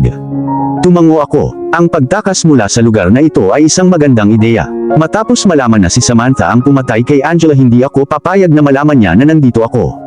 Kung alam niyang ako ang nanghihimasok sa loob ng bahay niya, sigurado akong hindi ako tatagal hanggang umaga. Inipon ko ang lahat ng lakas ng loob ko at nagtiptoe sa likod ni Catherine habang tahimik siyang pumunta sa pinto at hinila itong buksan. Matapos masigurado na clear sa labas, nagpatuloy kami. Nasa kalagitnaan na kami ng mahaba at makipot na koridor nang biglang may nanlamig sa aking leeg at gumapang ito sa ilalim ng aking gulugod. Huminto ako sa paglalakad, iniisip kung ano ba ang hindi komportableng sensasyon na iyon. Mabibigat na yabag ang umalangaw sa madilim na koridor. Ang mga hakbang ay patungo sa amin. Panik ang bumalot sa akin at tumakbo ako sa pinakamalapit na pinto ng isang kwarto, pero pagpihit ko ng knob, nadiskubre kong nakalak ito. Umiling si Catherine, na nagpapahiwatig na ang mga pinto na sinubukan niya ay nakalak din. Papalapit na ang tunog ng paghampas ng sapatos sa sahig. Wala na kaming ibang pagpipilian kundi piliting buksan ang pinto. Sa wakas, nagawang piliting buksan ni Catherine ang lock gamit ang nanginginig niyang mga daliri. Tinulak niya ang pinto at nagsisiksikan kami sa loob ng kwarto. Kumalabog ang pinto sa likod namin. Nababalot ng anino ang loob ng silid. Kung hindi dahil sa nakahiwalay na mga kurtina at ang mahinang liwanag ng buwan na tumama sa loob, ang silid ay balot ng kabuoang kadiliman. Isang sigaw ang halos lumabas sa lalamunan ko nang dumapo ang tingin ko sa harapan ko. Nalaman kong hindi pala kami nag-iisa sa loob ng kwarto. Si Ibrahim Anderson ay nakahiga sa sopa. Mahimbing siyang natutulog. Nakahinga ko ng maluwag para pakalmahin ang nerbiyos ko. Muntik na akong mawala ng malay sa paningin ni Ibrahim. I'm just glad natutulog na siya. Nagpapagaling pa ako sa pagkabigla nang tumunog ang doorknob. Tumakbo si Catherine sa ilalim ng kama. Hingal na hingal akong lumukso sa loob ng closet, umaasang walang magbubukas nito. Bumukas ang pinto. Mula sa maliit na siwang ng pinto, pinagmamasdan ko si Samantha na naglalakad patungo sa kanyang asawa. Ipinatong niya ang kulubot niyang kamay sa ibabaw ng asawa. Hinaplos niya ang buhok at pisngi nito. "Good night honey," bulong niya sa tenga ni Ibrahim bago siya naglakad patungo sa pinto nang hindi lumilingon. Isinarado ang pinto. Nang umatras ang mga yabag sa malayo ay doon na ako tuluyang nakahinga. Hindi ako mabilis na tumalon sa masikip na closet. Baka bumalik si Samantha. Naghintay ako ng ilang minuto at nang masigurado kong umatras na siya sa kanyang kwarto at hindi na babalik, nagpa siya akong lumabas sa pinagtataguan ko bago ako malagutan ng hininga. Mabilis akong lumabas sa closet nang makita ko si Catherine na gumagapang palabas ng kama. Walang alinlangan, lumapit siya kay Ibrahim at sinenyasan akong lumapit. "He's dead," bulong niya. "Patay na siya," ulit ni Catherine nang hindi ako kumibo. Tumayo ako sa kinatatayuan ko, nanlamig. Nakahandusay sa mahabang sopa ang malaking katawan ni Ibrahim Anderson. Nakasuot siya ng plain white shirt at black pants. Walang bahid ng dugo sa kahit saang parte ng katawan niya. Mukha siyang tahimik lang na natutulog. Siya ay isang malusog na tao at hindi siya mukhang matanda sa kabila ng kanyang edad, kaya't ang kanyang pagkamatay ay sobrang shock. Habang pinagmamasdan ko siya, ang mga tanong sa isip ko, namatay ba siya sa natural na dahilan? Atake ba sa puso? Kung hindi natural na dahilan ay may sumakal sa kanya hanggang mamatay. Kung oo, sino? Si Samantha. Kung pinatay niya ito, sa anong dahilan? Paano niya nagawang patayin ang kanyang asawa? Sigurado ka ba dyan? Tanong ko, hindi pa rin sigurado. Sigurado ako dito. Ang mga taon ng pagsasanay ay naging dahilan upang makilala ko kung ang isang tao ay patay o hindi sa pamamagitan lamang ng pagtingin sa katawan. Malumanay niyang paliwanag, her expression serious as hell. "Just to make sure I checked his vitals, but sadly his pulse was non-existent." Ang kanyang katawan ay matigas at malamig na nagpapatunay lamang na siya ay patay ng ilang oras. Lumipad ang mga daliri ko sa nakabuka kong labi para pigilan ang paghingal. "Paano?" tanong ko sa halos hindi marinig na bulong. Pinagmasdan ng hindi makapaniwalang mga mata ang walang buhay na katawan. "Arsenic poisoning," tugon ni Catherine, pinulot ang takip ng bote na aksidenteng nahulog sa sahig. Nagulat ako na nakita niya ang bagay na nakasilip sa ilalim ng sopa. Siguradong nagtataglay siya ng matatalas na mata. Hindi ko makikita ang takip kung ako yun. Maingat niyang inilagay ang takip sa loob ng ziplock at itinago ang ebidensya sa loob ng kanyang bulsa.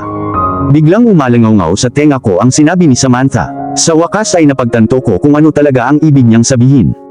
"Ngayong patay ka na, alam mo na kung sino ang susunod." Hindi na rin siya naging kapaki-pakinabang sa akin, kaya dapat ka na niyang sundan hanggang libingan. Ang tinutukoy niya ay ang asawa niya. Wala akong nararamdamang awa kay Ibrahim Anderson. Ni minsan ay hindi siya naging ama ni Gabriel. Ang pinagsisisihan ko lang ay madali siyang namatay. Dapat ay buhay pa siya at binabayaran ang kanyang krimen sa loob ng kulungan, ngunit ngayong wala na siya ay wala nang magagawa. "Umalis na tayo dito, Monica," sabi ni Catherine, puno ng urgency ang tono niya. Napatigil ako sa pag-iisip at nagayos. Hinawakan ni Catherine ang mga pulso ko at hinila ako papunta sa pinto. Binagtas namin ang mahabang corridors hanggang sa makarating kami sa grand staircase, at tahimik kaming tumakbo pababa ng hagdan. Mas madaling lumabas ng bahay kumpara sa paglusot. Ang mga katulong sa loob ng bahay ay wala kahit saan. Dapat ay binigyan sila ni Samantha ng isang araw para maisakatuparan ang kanyang plano. Maaari siyang magpanggap na si Ibrahim ay namatay sa isang atake sa puso. Isang katulong ang darating sa mansyon ng madaling araw at matutuklasan niya na si Ibrahim ay namatay sa loob ng kanyang silid. Pagkatapos ay ipahayag sa balita na siya ay namatay sa mga natural na dahilan. Mahusay ang ginawa ni Samantha sa paggawa ng kanyang mga plano. Sinong mag-aakalang siya ang pumatay sa kanyang asawa? Makalipas ang 5 minuto, ligtas na kaming nakarating sa sasakyan ni Catherine. Nang makapasok na kami sa loob, binuksan niya ang makina at umuwi na kami. Kinabukasan, nabalita sa iba't ibang news outlet ang pagkamatay ni Ibrahim Anderson. Ito rin ang mainit na headline ng bawat pahayagan. Ang kanyang kamatayan, tulad ng naisip ko na mangyayari, ay pinasyahan ng isang atake sa puso. Nagtataka ako kung magkano ang binayaran ni Samantha para lang pekein ang resulta ng autopsy. Sa pinakabagong live coverage sa telebisyon, makikita si Samantha na suot ang kanyang pinakamagagandang damit para sa pagluluksa habang ini-flash niya sa camera ang kanyang namamaga na mga mata na parang ipinapakita sa lahat na siya ay umiiyak. Hindi ko maiwasang umikot ang mga mata ko habang nakikinig sa interview niya sa press. Ang hirap makinig ng kasinungalingan kapag alam ko ang totoo. Hindi makapaniwala si Ibrahim Anderson na ang kanyang anak sa labas na si Gabriel Carter ang pumatay kay Angela, ang asawa ni Vince, kaya't sinisisi ng asawa ko ang kanyang sarili. Hindi na siya kumakain ng maayos mula noon, halos hindi na siya natutulog at sobra-sobra siyang umiinom ng napakalaking dami ng alak at iyon ang nagdulot sa kanya ng isang nakamamatay na atake sa puso. Ikinalulungkot kung hindi ko siya nailigtas. Nagsimula nang dumaloy ang mga luha sa pulang-pulang pisngi ni Samantha.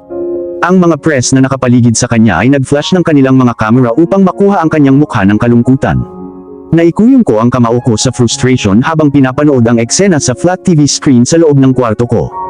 Si Samantha ay isang magaling na artista. Napakahusay niyang ginagamit ang kanyang talento. Sino ang makakapag-isip na siya ay umiiyak ng luha ng buwaya? Naiinis ako sa panunood ng kilos niya. Kinailangan ko ng matinding pagpipigil sa sarili na hindi itapon sa screen ng telebisyon ang marupok na basong hawak ko. Hustisya ang mananaig. Sisiguraduhin kung magbabayad si Mr. Gabriel Carter Grayson sa kanyang mga krimen. Gamit ang kapangyarihan at impluwensyang mayroon ako, sisiguraduhin kong mabibigyan ng hustisya at bugulin niya ang natitirang bahagi ng kanyang buhay sa loob ng kulungan. Ang panunood ng pagkukunwari ni Samantha sa live television parang gusto kong masuka. Inagaw ko ang remote control at pinatay ito.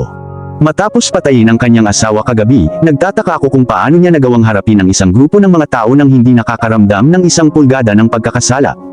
Dapat mahiya siya sa sarili niya. Walang alinlangan na ginawa niyang parang pinatay ni Gabriel si Angela para mapunta kay Gabriel ang atensyon ng publiko. Ganon talaga ang nangyayari ngayong patay na si Ibrahim Anderson, nakalimutan na ang isyu ni Vince ngayon. Huminga ako ng malalim at walang tigil na itinaas ang baso sa labi ko, at nagbuhos ng tubig para mabawasan ang panunuyo ng lalamunan ko. Sa ngayon, may isip ni Samantha na siya ang nanalo. Balang araw ay kakatok si Karma sa kanyang pinto sa mismong sandali na hindi niya inaasahan ito. Isang mahinang katok sa pinto ang gumising sa aking malalim na pag-iisip. Maingat kong inilagay ang baso sa ibabaw ng mesa, at dahan-dahang tinungo ang pintuan. Pagbukas ko ng pinto, dali-daling pumasok si Catherine Gray sa kwarto. May kakaibang pagsimangot ang maganda niyang mukha, habang nakaupo sa kama at inilagay ang laptop sa kandungan niya. Nakita ko ang pagmamadali sa kanyang mukha, mabilis kong isinara ang pinto. Sa mahaba at nagmamadaling hakbang ay narating ko na siya. Kat, may problema ba? Itinanong ko. Pinagmamasdan ko ang ekspresyon ng mukha niya at nagtataka kung ano ang pinagkakaabalahan niya. Nang walang sumagot, dahan-dahan akong umupo sa espasyo sa tabi niya. Pinagmasdan ng mga mata ko ang laptop na binuksan niya sa kandungan niya. Tingnan mo ito, Monica. Itinuro niya ang gusali sa larawan. Nakikita mo ba ang nakikita ko? Tanong niya, biglang napuno ng excitement ang tono niya. Naningkit ang mga mata ko sa sulok habang tinutuon ko ang hindi hating atensyon ko sa screen ng laptop niya. Ang nasabing larawan ay isang lumang dalawang palapag na gusali na tila nangangailangan ng mabigat na pagsasaayos. May ilang sasakyan na nakaparada sa harap ng gusali. Walang kapansin-pansin sa larawan, naisip ko, hindi mo ari kung ano ang gusto ni Catherine Grace na makita ko. Hindi ko talaga gets ang ibig mong sabihin. Sagot ko, sumuko pagkatapos ng ilang minutong pagsisiyasat. Hindi ko lang makuha ang tinutukoy niya. Ito ang sasakyan ni Angela. Dito siya huling nakita bago siya namatay. Ang tugon ni Catherine ay pumukaw sa aking interes. This time, lumapit ako at tumitig sa sky blue Ford na nakaparada sa parking area sa harap lang ng two-story building. Then my curious gaze shifted to the building, wondering what Angela was doing in that place. St. James. Iyon ang mga salitang nakasulat sa gusali. Parang pamilyar ang mga salita. I'm sure narinig ko na ito dati, pero nakalimutan ko kung saan. Ilang beses kong kinusot ang mga mata ko nang hindi naalis ang tingin ko sa screen. St. James. Binasa ko ng malakas ang mga salita. Sa pagkakataong ito ay sa wakas na pagtanto ko kung saan ko narinig ito noon. Nakasulat sa painting na winasak ni Samantha. Nanlaki ang mata ko, napaangat ang kilay ko sa kisame habang nakatingin kay Catherine. Base sa aking pagsisiyasat, ang St. James ay isang lumang orphanage na matatagpuan sa labas ng bayan. Paliwanag ni Catherine habang nag-click sa isa pang larawang kuha mula sa labas ng rundown na orphanage. Nang tumingin ako ng mas malalim sa mga records ng orphanage ng bata, natuklasan ko na si Angela ay isang pangunahing sponsor na tumutulong sa pagpapatakbo ng orphanage. Huminga ng malalim si Catherine bago nagpatuloy. After what I discovered, I arrived at the ultimate question, what is she doing in that place before her death? Parang alam ko na ang sagot. Sumagot ako. Pagkatayo ko sa kinauupuan ko, kumalukip-kap ako sa ilalim ng dibdib ko at naglakad pabalik-balik. May isang logical na dahilan na naiisip ko kung bakit siya naroon. Napatingin sa akin si Catherine, nanlaki ang mga mata niya dahil sa curiosity. May mga kamag-anak ba siya doon? Ipinilig ko ang ulo ko ng tuluyan na akong huminto sa paglalakad. I can't answer that. However, I have an idea why she was there. I have a feeling that it concerns her child. Nanlaki ang mga mata ni Catherine, nakataas ang kilay sa kisame, at nakabuka ang mga labi, ilang sandali pa ay hindi na siya makapagsalita. Nang makabawi siya mula sa pagkagulat ay nagsalubong ang kanyang mga kilay sa konsentrasyon habang nababalot sa sarili niyang mga iniisip. Sa hindi inaasahang pagkakataon, pagkatapos ng mahabang sandali, isinara ni Catherine Grace ang screen ng kanyang laptop at bumangon mula sa kama. May misteryosong kislap sa kanyang mga mata. Nagmamadali siyang naglakad patungo sa pintuan. Aalis na tayo, sabi niya sabay abot sa doorknob. Aalis? Saan? Tanong ko na nagtataka. Siyempre sa St. James. Sagot niya at isinara ang pinto, kaya wala akong oras na tumanggi. Matapos ang 2 oras na mahabang paglalakbay, sa wakas ay huminto ang sasakyan ni Catherine sa harap ng orphanage ng St. James. Isang malaking buntong hininga ang kumawala sa aking mga labi pagkatapos kong buksan ang pinto ng kotse, at iunat ang aking mga manhid na binti. Narinig ko ang pagbukas at pagsara ng kabilang side ng pinto. Pagkatapos, tumabi sa akin si Catherine at sinuri ang gusali tulad ng ginagawa ko. Ang St. James Orphanage ay isang 2 palapag na gusali na matatagpuan sa gitna ng isang sakahan. Understable ang kakaibang lokasyon dahil ang orphanage ay pinamamahalaan ng mga madre. Matanda na ang lugar, at malabo ang hitsura, at mas masahol pa sa sikat ng araw kumpara sa mga larawan. Pero sa kabila ng hitsura nito, ang lumang gusali ay nakatayong mapagmataas at mataas sa ilalim ng mainit na nagliliyab na araw. Kinalawang ang mga gate at parang malalaglag mula sa mga bisagra nito anumang oras sa lalong madaling panahon. Malinaw, walang sapat na pondo ang establishment para mapanatili ang lugar. Tumawid ako sa mabato na lupa at halos madapa ng ilang beses sa proseso. Ipinapalagay ko na ang landas ay hindi sementado at nasemento dahil sa kakulangan ng pondo. Sumunod si Catherine Grace sa likod ko, bumubulong ng hindi maintindihang mga sumpa sa suot niyang high-heeled shoes. Natuwa ako na naka-rubber shoes ako ngayon. Pagdating ko sa gate, pinindot ko ng 2 beses ang buzzer at naghintay na may dumating. Hindi na ako naghintay nang may narinig akong mga yabag mula sa loob. Sinundan ito ng langit-ngit ng mga metal habang may nag-unlock ng lock. Tumugos sa aking tenga ang tunog ng mga kalawang na gate na bumukas. Tapos may lumabas na babaeng nakasuot ng black habit emerged. "How may I help you?" she asked in a very angelic voice na halos mapapikit ako. Nagulat ako nang lumipat ang mga mata ko sa mukha niya. Ang kanyang katangi-tanging amber cat eyes ay nahuli ako nang hindi nakabantay nang sumalubong ito sa akin. Natahimik din si Catherine Grace nang dumapo ang tingin niya sa mukha ng madre. Kahit na nakatakip ang kanyang ulo sa habit, hindi maitatanggi na mayroon siyang napakagandang mukha na lubos na nagpapaalala sa akin ng isang chiseled statue of Virgin Mary. "I am Sister Bella Rose," tuluyang nagpakilala ang babaeng nasa harapan ko, sabay yuko ng ulo. "I am Monica," nagpakilala ako saka lumingon kay Catherine, senyales na magpakilala. "I am Catherine Grace, kaibigan ni Monica." Sa wakas ay nagpakilala siya pagkatapos niyang mahanap ang kanyang mga salita. "Ikinagagalak kung makilala kayong dalawa." Ang kanyang mahubog na labi ay gumulong sa isang ngiti na nagpapaliwanag sa kanyang buong mukha. Napakaganda ng mukha, naisip ko sa aking sarili na pinagmamasdan ang kanyang malalim na mga mata, matangos na ilong, at ang kanyang nakakainggit na matataas na cheekbones. "Pasok kayo sa loob para mag-refresh. Alam kong pareho kayong pagod pagkatapos ng ilang oras na paglalakbay." Hinila ni Sister Bella Rose ang mga gate na mas lumawak ang mga bisagra. Takot na takot akong bumagsak ang buong gate kaya naman dali-dali akong pumasok. Sumunod naman sa likod ko si Catherine. Humihingi ako ng paumanhin sa hindi magandang kondisyon ng orphanage. Paumanhin ni Sister Bella habang dahan-dahan kaming pumasok sa main entrance ng building. Wala kaming sapat na donasyon para maayos ang buong gusali. Ang sapat na donasyon na natatanggap namin ay sapat lang para sa pagkain at damit ng mga bata. Dagdag niya na may mabigat na loob. Dumapo ang aking mga mata sa sirang kisame, sa mga dingding na nababalatan ng pintura, at sa sahig. Ang tanawin ay nagpasakit sa aking puso. Ang mga mahihirap na kaluluwang naninirahan sa lugar na ito ay karapat-dapat sa mas komportableng buhay. Iniisip ko kung maaari kong hikayatin ang aking ama na maging isa sa mga pangunahing sponsor ng orphanage. For sure mapapakinabangan ito ng lahat ng bata. It's okay Sister Bella, don't mind us please. Sinabi ko sa kanya at binigyan siya ng isang malambot, nakakapanatag na ngiti na sinuklian niya ng parehong init. As you could see, tahimik dito since the children are inside their classrooms on the second floor. They wouldn't bother us for now and we can drink tea for a while. Huminto si Sister Bella sa harap ng isang pinto at binuksan ito. Ito ang lugar kung saan kami tumatanggap ng mga bisita. Pumasok kami sa maliit na kwarto na parang library maliban sa mas maraming bakanteng shelves kaysa sa mga libro.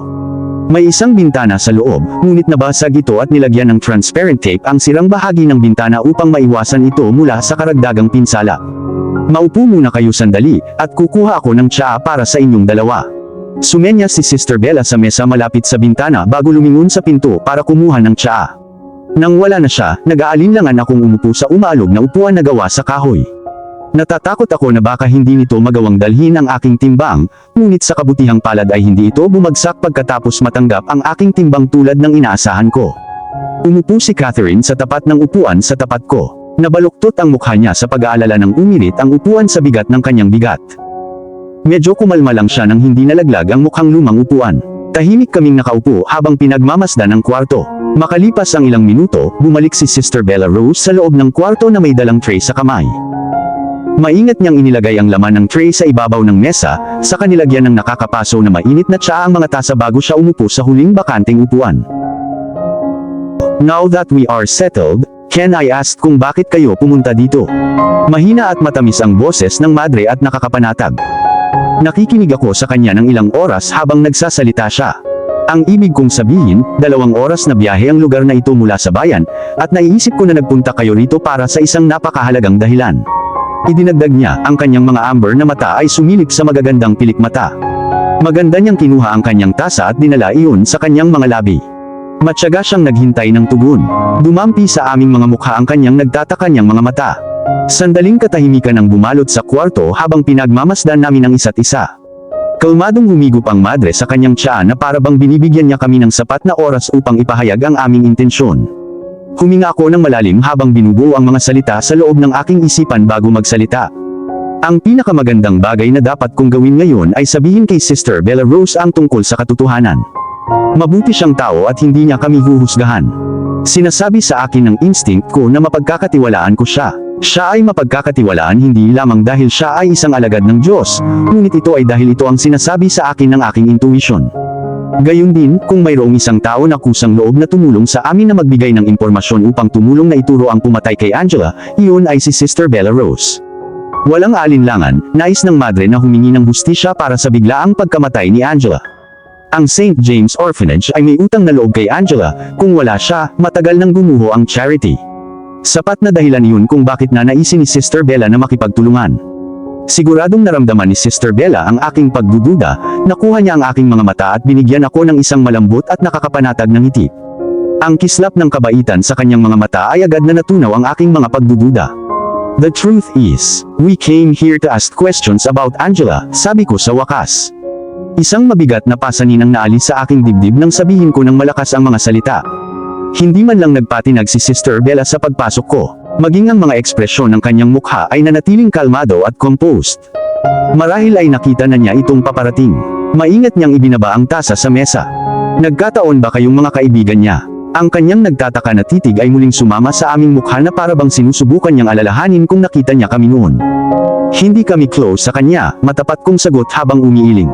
Ang totoo ay hindi ko naging kaibigan si Angela. Ni hindi nga kami close. Milya at milya ang pagitan namin at ang tanging bagay na maaaring tukuyin ang aming relasyon ay ang salitang kaaway. Napabuntong hininga ako sa pag-aakalang tapos na ang lahat ng nangyari sa pagitan namin. Wala na si Angela. She was murdered by her mother-in-law. Wala akong tinatagong sama ng loob sa kanya. Nagkamali siya sa akin noon, pero napatawad ko na siya. Hindi ako matigas ang puso at pinatawad ko ang mga taong nagkasala sa akin dahil ito ang tanging paraan upang palayain ang aking sarili. Tumikhim si Catherine Grace. Napunta agad ang tingin ko sa kanya. Kinuha niya ang kanyang tasa ng tsaa at dahan-dahang itinaas sa kanyang mga labi. Kinuha ko ang tasa ko sa mesa, at ininom ang laman. Kumalat sa bibig ko ang masarap na lasa ng turmeric tea. Matapos sumigop ng mabilis na tsaa si Catherine ay ibinaling niya ang tingin sa direksyon ni Sister Bella at tumingin ng malalim sa mga mata nito. Hindi kami ganoon ka-close ni Angela at hindi rin kami kabilang sa circle of friends niya. We could say that we are someone concerned about her death. I am Catherine Grace and I worked as a private investigator who's helping solve Angela's murder case. My friend here, Monica, is involved with the case too. Napaka-professional ni Catherine. Mukhang may karanasan siya at alam niya kung ano ang sasabihin sa mga sitwasyong tulad nito. Bumagsak ang mga mata ni Sister Bella sa kanyang tasa nang ibinaba niya ito sa kahoy na mesa. Binalot ng kalungkutan ang kanyang napakatingkad na amber na mga mata. Napaka-expressive ng mga mata niya na siya ang tipong madaling basahin kahit gaano pa niya pinipigilan ang kanyang emosyon. Isang araw bago sinaksak hanggang mamatay si Angela ay pumunta siya rito. Kung alam kong ito na ang huling pagkakataon na makikita ko siyang buhay, hindi ko na siya pinayagang umalis. Nanginginig ang mga labi niya habang nagsasalita, namumuo ang mga luha sa gilid ng mga mata niya habang puno ng panghihinayang. Hindi mo kasalanan na namatay siya. Marahan kong bulong, pilit na pinapagaan ang bigat sa dibdib niya. Sana maramdaman ni Samantha ang guilt na iyon sa walang awang pagpatay kay Angela. Sa kasamaang palad, sa baluktot niyang isip ay kabaligtaran ang kanyang nararamdaman. Pero, kung pinigilan ko lang siya sa pag-alis noong araw na iyon, ang buhay niya ay maliligtas. Tinitigan niya ako nang hindi kumikislap, namumula ang mga mata niya sa pilit na pinipigilan ang mga luha. Maaaring totoo iyon, katwiran ko at tumingin ng malalim sa mga mata niya. Gayunpaman, kung pipigilan mo siya sa pag-alis sa araw na iyon ay hindi ito nangangahulugan na siya ay magiging ligtas magpakailanman. Ang kanyang killer sa kalaunan ay makakahanap ng isang paraan upang i-dispatch siya. Ang sitwasyon ay hindi maaaring makatulong at ang salarin ay hindi mapigilan. Kaya't mangyaring itigil na sinisisi mo ang sarili mo. Inabot ko ang kamay niya at panatag itong pinisil. Ang kanyang mga daliri ay malambot at makinis, at ito ay nagpapaalala sa akin ng mga talulot ng rosas. Alam kong hindi ko kasalanan, pero sobrang frustrated ako na wala akong magawa para iligtas siya. Bulong niya, pinunasan ang mga luha sa gilid ng kanyang mga mata. Nilunok ko ang biglang nabuong bukol sa lalamunan ko. I never liked Angela but it doesn't mean na feeling ko hindi malungkot sa kanyang pagkamatay. Ang mga tao ay natural na namamatay ngunit mahirap tanggapin na siya ay namatay ng isang mabangis na kamatayan. To think na ang salarin na walang awang sumaksak sa kanya ng maraming beses ay nakakawala pa ay lalo akong nadidismaya. By any chance, pumunta ba si Angela dito sa orphanage para ihatid ang kanyang monthly donations? Sobrang intense ng usapan na halos nakalimutan ko na yung tsaa ko. Nagpatuloy si Catherine Grace sa paghigop ng kanyang tsaa habang nakikinig sa aming usapan. May kakaibang kinang sa mga mata niya. Yes, partly that's the reason why she came here. Partly, nagsalubong ang kilay ko sa pagkalito. Ang pangunahing dahilan kung bakit siya pumunta sa orphanage noong araw na iyon ay upang ibigay sa amin ang kanyang anak. Muntik ko nang malaglag ang tasa ng tsaa sa harapan ko. Napakurap ako ng ilang beses habang tinutunaw ang mga salita. Ang kagulat-gulat na balita ay nagpatahimik sa akin ng halos 1 minuto. Nang malipat ang tingin ko kay Catherine, gulat na gulat din siya gaya ko. Mabilis niyang ibinaba ang tasa na hawak niya sa nanginginig niyang mga daliri bago pa malaglag ang laman sa damit niya. Inabot niya ang anak niya for adoption. Tanong ko na medyo nakabawi sa gulat. Siguradong kayang-kaya ni Angela na palakihin ang kanyang anak na lalaki ng mag-isa at walang tulong mula sa kanyang asawa o pamilya nito. Nagulat ako nang malaman na ibinigay niya ang kanyang anak for adoption. Bakit niya gagawin iyon? Oo, sabi pa nga niya na walang makaalam na dinala niya ang anak niya sa orphanage. Pero bakit naman gagawin ni Angela yun? Malakas kong sinabi ang mga salita. Iniisip ko kung sinusubukan niyang itago ang kanyang anak sa isang tao. Umiling si Sister Bella. I'm sorry but that's the question I couldn't answer. It was only her who could explain that. Bumagsak ang mga balikat ko. Isang malalim na buntong hininga ang kumuwala sa aking mga labi. Ang biglaang paghahayag ay nagpainit ng aking ulo. Wala bang nabanggit si Angela bago siya umalis? I mean, did her behavior appear so strange? It was Catherine Grace leaning closer. Ni minsan ay hindi umaalis ang kanyang mga mata sa mukha ni Sister Bella habang kinukwenta niya ang ekspresyon ng madre. Huminga ng malalim si Sister Bella. Nahulog siya sa panandaliang katahimikan. Nagsalubong ang kanyang mga kilay sa konsentrasyon habang inaalala ang eksaktong mga pangyayari noong huling pagbisita ni Angela. Inip kong hinintay siyang magsalita habang hinahabol ang aking hininga. Honestly, may kakaiba sa kanya noong mga oras na iyon. Paranoid at ninenervyos siya at nang buksan niya ang kanyang bag para kunin ang pera ay may nakita akong baril sa loob. Si Angela ay hindi kailanman nagdala ng anumang armas sa kanya dati. Inabot ni Sister Bella ang kanyang tasa at mabilis na humigop para pakalmahin ang sarili. She must be afraid na may sumusunod sa kanya. I want to think that Angela was trying to protect her child from someone. Kaya tama ang assumption ko. Sinusubukan niyang protektahan ang kanyang anak ngunit kanino? Mula sa kanyang mother-in-law. Kung oo nga, bakit sinasaktan ni Samantha ang apo niya? Isang malalim at galit na buntong hininga ang pinakawalan ko. Patuloy na namumuo ang mga tanong sa aking isipan, at iniisip ko kung makakatagpo ba ako ng sagot. Sana, may madiskubre kami ni Catherine sa lalong madaling panahon na maaaring makatulong sa kaso ni Angela. Hanggat malaya si Samantha, hinding-hindi magiging mapayapa ang aking isipan. Patuloy akong natatakot na baka ako ang susunod sa kanyang listahan. Nagulat ako nang huminga ng malalim si Sister Bella Rose bago maingat na iniwan ang upuan sa likuran niya. Saglit, nakatayo lang siya doon na may malalim na pagsimangot sa kanyang mga templo, at tahimik na nakikipaglaban sa isang panloob na problema. Nang akala ko ay mananatili siyang ganoon ng kaunti pa, bumuka ang bibig niya. May isang bagay na hindi ko pa sinasabi sa iyo. Sabi niya sa halos hindi naririnig na bulong na nagpahinto sa akin, sa pagtatangka kong iangat ang tasa sa aking labi. Nagkatinginan kami ni Catherine. Walang sabi-sabi, alam kong ganoon din ang iniisip niya. Marahil ang susunod na sasabihin sa amin ni Sister Bella ay makakatulong ng kaunti sa paglutas ng kaso ni Angela. Ibinalik ko ang tingin ko sa madre, matyagang naghihintay sa kanyang sasabihin. Bago umalis si Angela ay inabot niya sa akin ang isang selyadong envelope. Panimula niya, ikinulong ang kanyang mga daliri sa harap niya at nagsimula siyang maglakad pabalik-balik na parang hindi siya komportable sa bagay na yun. Huminto siya sa paglalakad at humarap sa amin bago siya nagpatuloy. Ngunit binalaan niya ako na huwag sabihin kahit kanino maliban kung kanino dapat ibigay ang letter. Pero, hindi ko alam kung saan magsisimula. Hindi ko alam kung saan ko mahahanap ang taong iyon, hindi ko alam kung ano ang nilalaman ng letter ngunit ito ay dapat na may kahalagahan. Nagkaroon ng mahabang paghinto, walang nagsalita sa loob ng kwarto. Sinasabi ko ito sa inyong dalawa dahil naramdaman kong mapagkakatiwalaan din kayo. Gusto kong tulungan kayong lutisin ang kaso ng pagpatay kay Angela para mahuli ang tunay na mamamatay tao. Nang matapos niya ang kanyang mga salita ay dahan-dahang pumunta si Sister Bella sa kaliwang bahagi ng silid kung saan nakatayo ang isang wooden bookshelf. Halos hindi na puno ng mga librong nakadisplay ang mga espasyo at napakatanda na ng mga ito na may makapal na matigas na hangganan. Karamihan sa kanila ay mga librong pang-edukasyon. Habang nagwawalis ang aking tingin sa display, wala akong mahanap na libro para sa mga bata. Hinila ni Sister Bella ang isang libro sa ibabaw ng mga shelves. Inilagay niya ang mabigat na libro sa kanyang mga palad at binuklat ang mga pahina. Nang tumagilid ang cover ay nakita kong may hawak siyang Bible. Ito ay makapal at napakatanda ngunit ang mga pahina ay protektado ng matigas na pabalat. Lumiwanag ang mukha niya nang makita niya ang hinahanap niya. Nakahinga siya ng maluwag at nagmamadaling bumalik sa mesa at umupo sa upuan niya. May kung ano sa ekspresyon niya nang lumipat ang tingin niya sa direksyon ko na nagsasabi sa akin kung ano man ang susunod niyang sasabihin, ay magbabago sa kinalabasan ng sitwasyon. Nilinis niya ang kanyang lalamunan. Binuksan niya ang libro, at nakita niya ang isang envelope na katatak ng maayos sa pagitan ng mga pahina. Sa sandaling bumapo ang aking mga mata sa envelope, gusto kong abutin iyon at basahin ang mensaheng iniwan ng isang patay na babae. Pero hindi ito para sa akin, kaya pinigilan ko lahat ng udyok. Binigay sa akin ni Angela bago siya umalis. Kinuha niya ang puting envelope at ipinakita sa amin. Napakahalaga ng letter na ito, at hindi ito dapat ibigay kahit kanino maliban sa taong tinulungan nito. Kahit anong mangyari kailangan mong ibigay sa kanya, yan ang eksaktong mga salita ni Angela.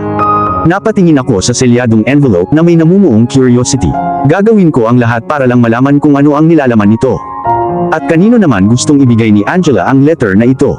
Baka makatulong tayo. Nagsalita si Catherine pagkatapos ng mahabang katahimikan. Tiningnan niya ang envelope ng may matinding interes. Hindi lang yata ako ang namamatay na malaman kung ano ang nakasulat sa loob. Isang babaeng nagngangalang Beatrix Gonzalez.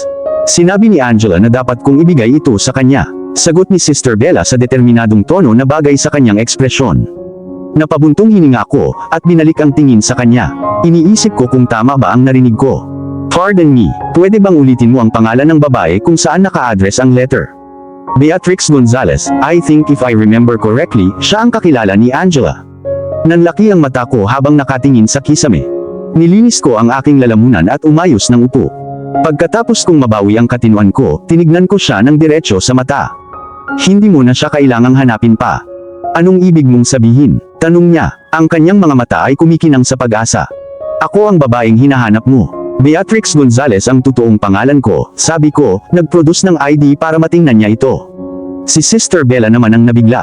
Nanlaki ang kanyang magandang amber na mata at bumagsak ang kanyang panga sa sahig.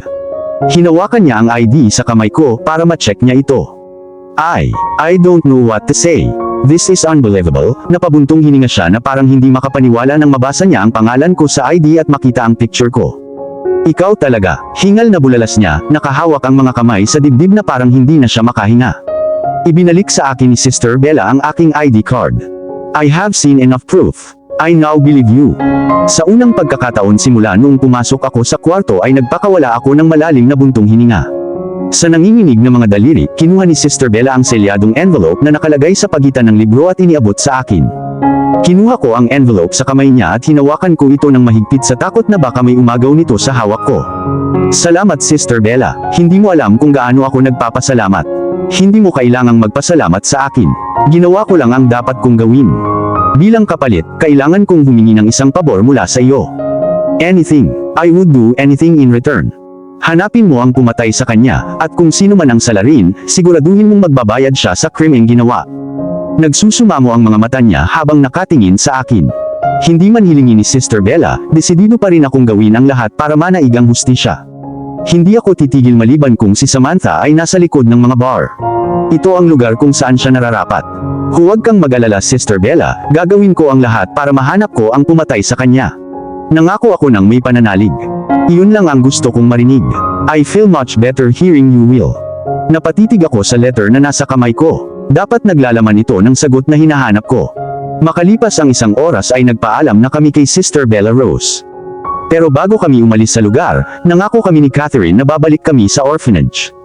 Hindi alam ni Sister Bella Rose na kapag bumalik kami, ang orphanage ay magbabago ng tuluyan. Nagpasya akong maging isang benefactor ng St. James Orphanage. At iyon ay simula pa lamang. Gayunpaman, bago kami magpatuloy sa issue tungkol sa orphanage ay mayroon kaming mas mahalagang bagay na dapat harapin. Sa loob ng sasakyan, napatitig ako sa envelope na nasa kamay ko. Umupo si Catherine sa tabi ko, ang hindi kumukurap na tingin niya ay nakatingin din sa envelope. Hindi ko alam kung bakit bumilis ang pintig ng puso ko sa pagkakaupo ko sa loob ng sasakyan, at katabi ko si Catherine. Nanlamig din ang mga daliri ko. Umiikot ang takot at excitement sa loob ko. Hindi ko alam kung anong mangyayari kapag natapos kong basahin ang sasabihin ni Angela. Please open it. I'm dying to know what's inside. Sabi ni Catherine. Mas excited siya kaysa sa akin. Tulad niya, curious din akong malaman kung ano ang nilalaman nito. Dahil hindi na ako makapaghintay, huminga ako ng malalim sa kamaingat na pinunit ang envelope.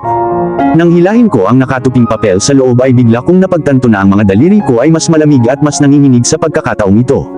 Nagpakawala ako ng hininga na hindi ko alam na hawak ko at binuklat ang papel. Bumungad sa akin ang palpak na handwriting ni Angela. Siguradong nagmamadali siya nang isulat niya ang letter na ito. Napaisip ako habang sinusundan ng tingin ang nakasulat. Lumapit si Catherine para mabasa din niya ang sulat. Dear Beatrix, huminto ako pagkatapos basahin ang mga unang salita. May biglang nabuong bukol sa lalamunan ko. Mahirap mag-concentrate sa pagbabasa dahil alam na brutal na pinatay ang babaeng sumulat nito. Hindi ko maiwasang maging emosyonal. Hindi kami close ni Angela but it doesn't mean I would not feel sympathy towards her just because she's not my friend.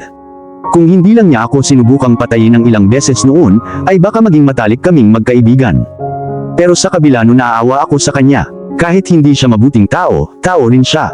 Siya ay may damdamin at emosyon at hindi siya karapat-dapat na mamatay sa paraang ginawa niya.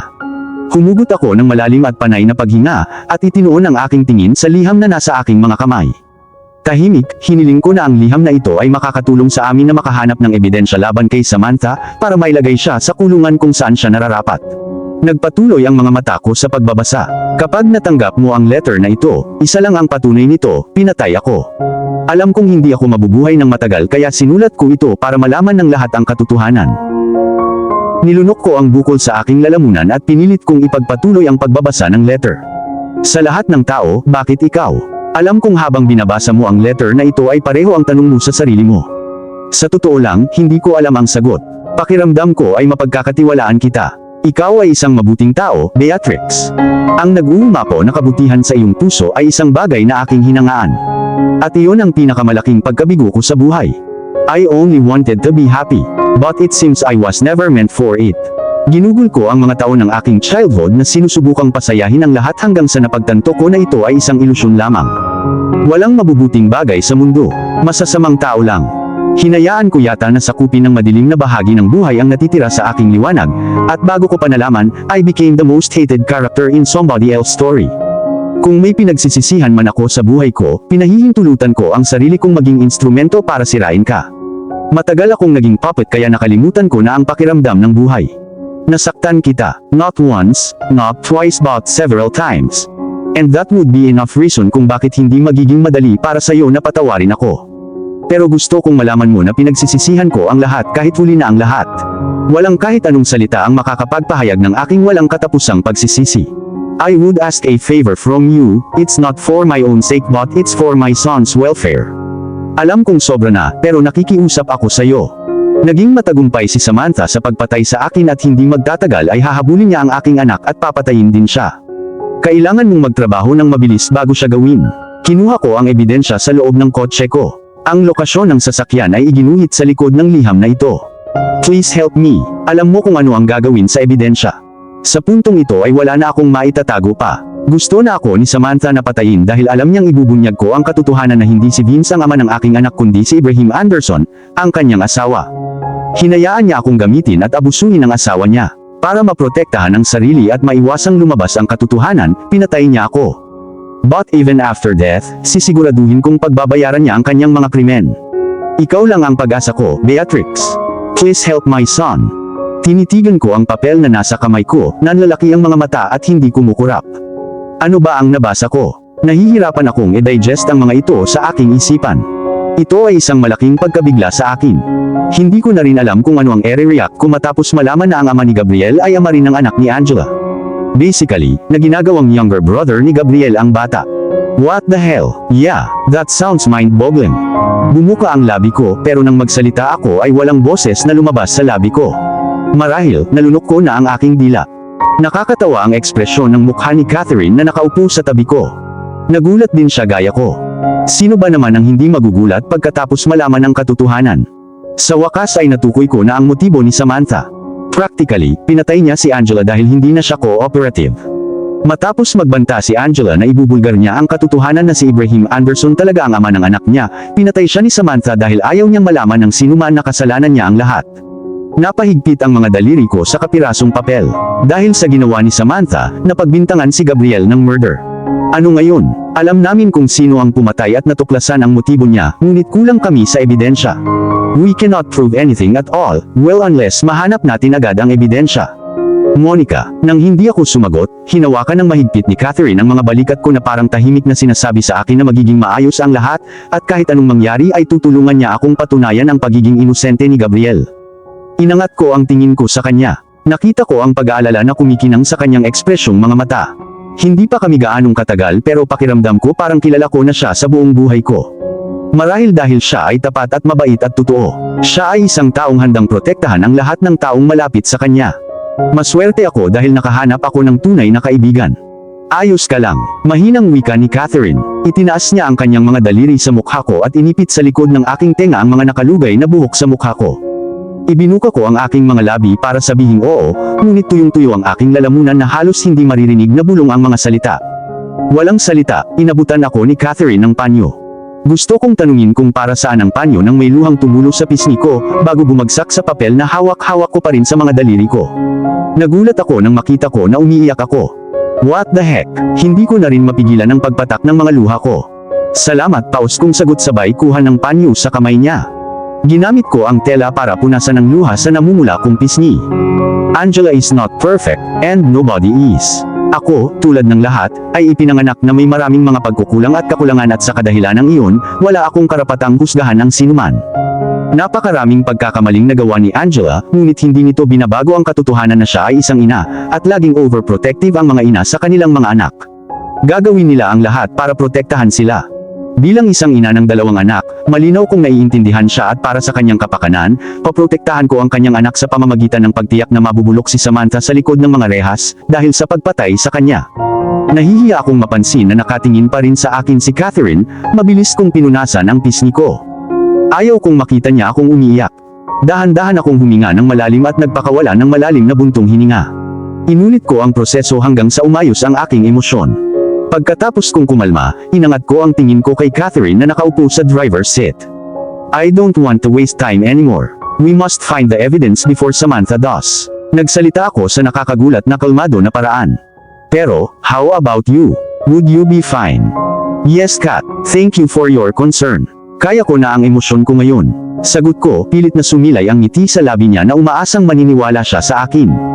Tumango siya, puno ng pangunawa ang mga mata niya. Hindi nakipagtalo si Catherine, hindi na siya nagtanong pa, na nagpapasalamat ako. Binigyan niya lang ako ng isang malambot, nakakapanatag na ngiti na nakatulong sa pag-alis ng kaunting stress ko. Binuksan niya ang makina at itinuon ang atensyon sa daan. Inabot kami ng 30 minutong biyahe upang marating ang location na iginuhit sa mapa. Detalyado ang sketch ni Angela. Nagsama rin siya ng mga kapansin-pansing landmark at nakatulong ito sa amin ng malaki sa paghahanap ng lugar. Hindi kami nahirapang hanapin ang eksaktong lugar na tinukoy niya sa mapa. Huminto ang sasakyan sa paligid na napapalibutan ng mga puno. Pagkababa ko ng sasakyan inilibot ng aking mga mata ang paligid at iniisip kung ligtas ba kaming gumala. Baka kasuhan tayo ng trespassing. But then logic told me na walang warning sign kahit saan kaya dapat safe. Ang location ay isang perpektong lugar upang panatilihing nakatago ang isang bagay dahil sa malaking distansya mula sa mga residential houses. Sinong mag-aakalang may sasakyan sa loob ng makakapal na halamang ligaw at makakapal na mga punong kahoy na tumutubo? Tiniyak ni Angela na hindi ito mahahanap ni Samantha kung sakaling malaman niyang may ebidensya laban sa kanya. Narinig ko ang tunog ng pagbukas at pagsara ng sasakyan. Makalipas ang ilang segundo ay lumabas si Catherine sa kotse at umupo katabi ko. Ang atensyon niya ay nasa mapa na hawak niya ngayon. Sa tingin mo tama ba ang direksyon niya? Tanong ko, sabay tingin sa gilid ko bago tingnan ang paligid ko sa pangalawang pagkakataon para ma-check na kami lang. Hindi tayo maaaring magkamali. This is the place. Sagot niya at umusad ng ilang hakbang saka itinuro ang puno ng isang matandang punong na nakatali ng manipis na pulang ribbon. Ito rin ang markang tinutukoy ni Angela. Kailangan lang nating sundin ito. I wonder if this is private property, we could be charged with trespassing, she added absent-mindedly pero patuloy siyang sumulong. Sakto lang ang iniisip ko kanina, naisip ko habang nakasunod sa likod niya. Sinunod namin ang mga detailed instructions sa mapa. Napaka-specific ng mga instructions, kailangan lang naming sundan ang trail ng mga pulang ribbon na nakatali sa mga punong na madali lang. Pero ang problema lang na naranasan namin, ay ang mga punong may mga ribbon ay nakatayong malapad sa isa't isa at medyo mahirap hanapin ang mga ito sa beses. Matapos ang halos isang oras na nakakapagod na paghahanap, ay nahanap na rin namin ang sasakyan ni Angela. Natagpuan namin ang kotse ni Angela na nakatago sa likod ng ilang bahagi ng kagubatan kung saan nakatayo ang mga tinutubuan ng damo. Ligtas na nakatago at nasa mabuting kondisyon ang sasakyan. Walang senyales na may naruroon at wala ring ebidensyang may nagtangkang magnakaw sa sasakyan. Maingat na inabot ni Catherine ang pinto at binuksan ito ngunit hindi ito natinag. Nakalok ang sasakyan at wala rin kaming susi. Maaari naming basagin ng bato ang bintana, ngunit masisira nito ang loob ng sasakyan. Ang mga shards ay lilipad sa loob at iyon ay maaaring makapinsala sa isang mahalagang bagay. Ngunit mayroon kaming makitid na mga pagpipilian. Ito ay maaaring basagin natin ang bintana o maghanap ng ibang paraan. Ngunit walang pinakamabilis na paraan maliban sa pagsira sa bintana at piliting buksan ang lock mula sa loob. Titingnan ko ang bintana sa kabilang side, sabi ni Catherine. Walang hinihintay na sagot, nagmamadali siyang naglakad patungo sa tapat ng sasakyan. Salamat sa Diyos, napabulalas siya, nanlilisik ang mga mata sa gulat nang dumapo ito sa bintana. Na-curious ako kung ano ang ibig niyang sabihin, naglakad ako sa likod niya at nakita kong kalahating bukas ang bintana sa gilid na iyon. Sinasadya siguro ni Angela na nakabukas ang bintana. Isang malaking buntong hininga ang pinakawalan ko. Nagplano ng mabuti si Angela. At ngayon, isang hakbang na lang namin sa paghahanap ng eksaktong nangyari sa kanya. Pinagmasdan ko ang pagpasok ni Catherine ng mga braso niya, at sinubukang buksan ang pinto mula sa loob. Nag-click bago bumukas ang pinto. Bumaha sa loob ko habang pinagmamasdan ko siya na tuwang-tuwang pumasok sa sasakyan para hanapin ang ebidensyang binanggit ni Angela sa kanyang sulat. Makalipas ang ilang segundo, lumabas siya sa loob ng sasakyan na may hawak na telepono. Ito ay dapat na kanya. Anya, ang tinutukoy ay si Angela. Naka-off ang phone at pinindot ni Catherine ang button hanggang sa lumiwanag ang screen. Ilang araw nang hindi naka-charge ang cellphone at nagsara ito pagkatapos ng isang segundo ng pag-uwi.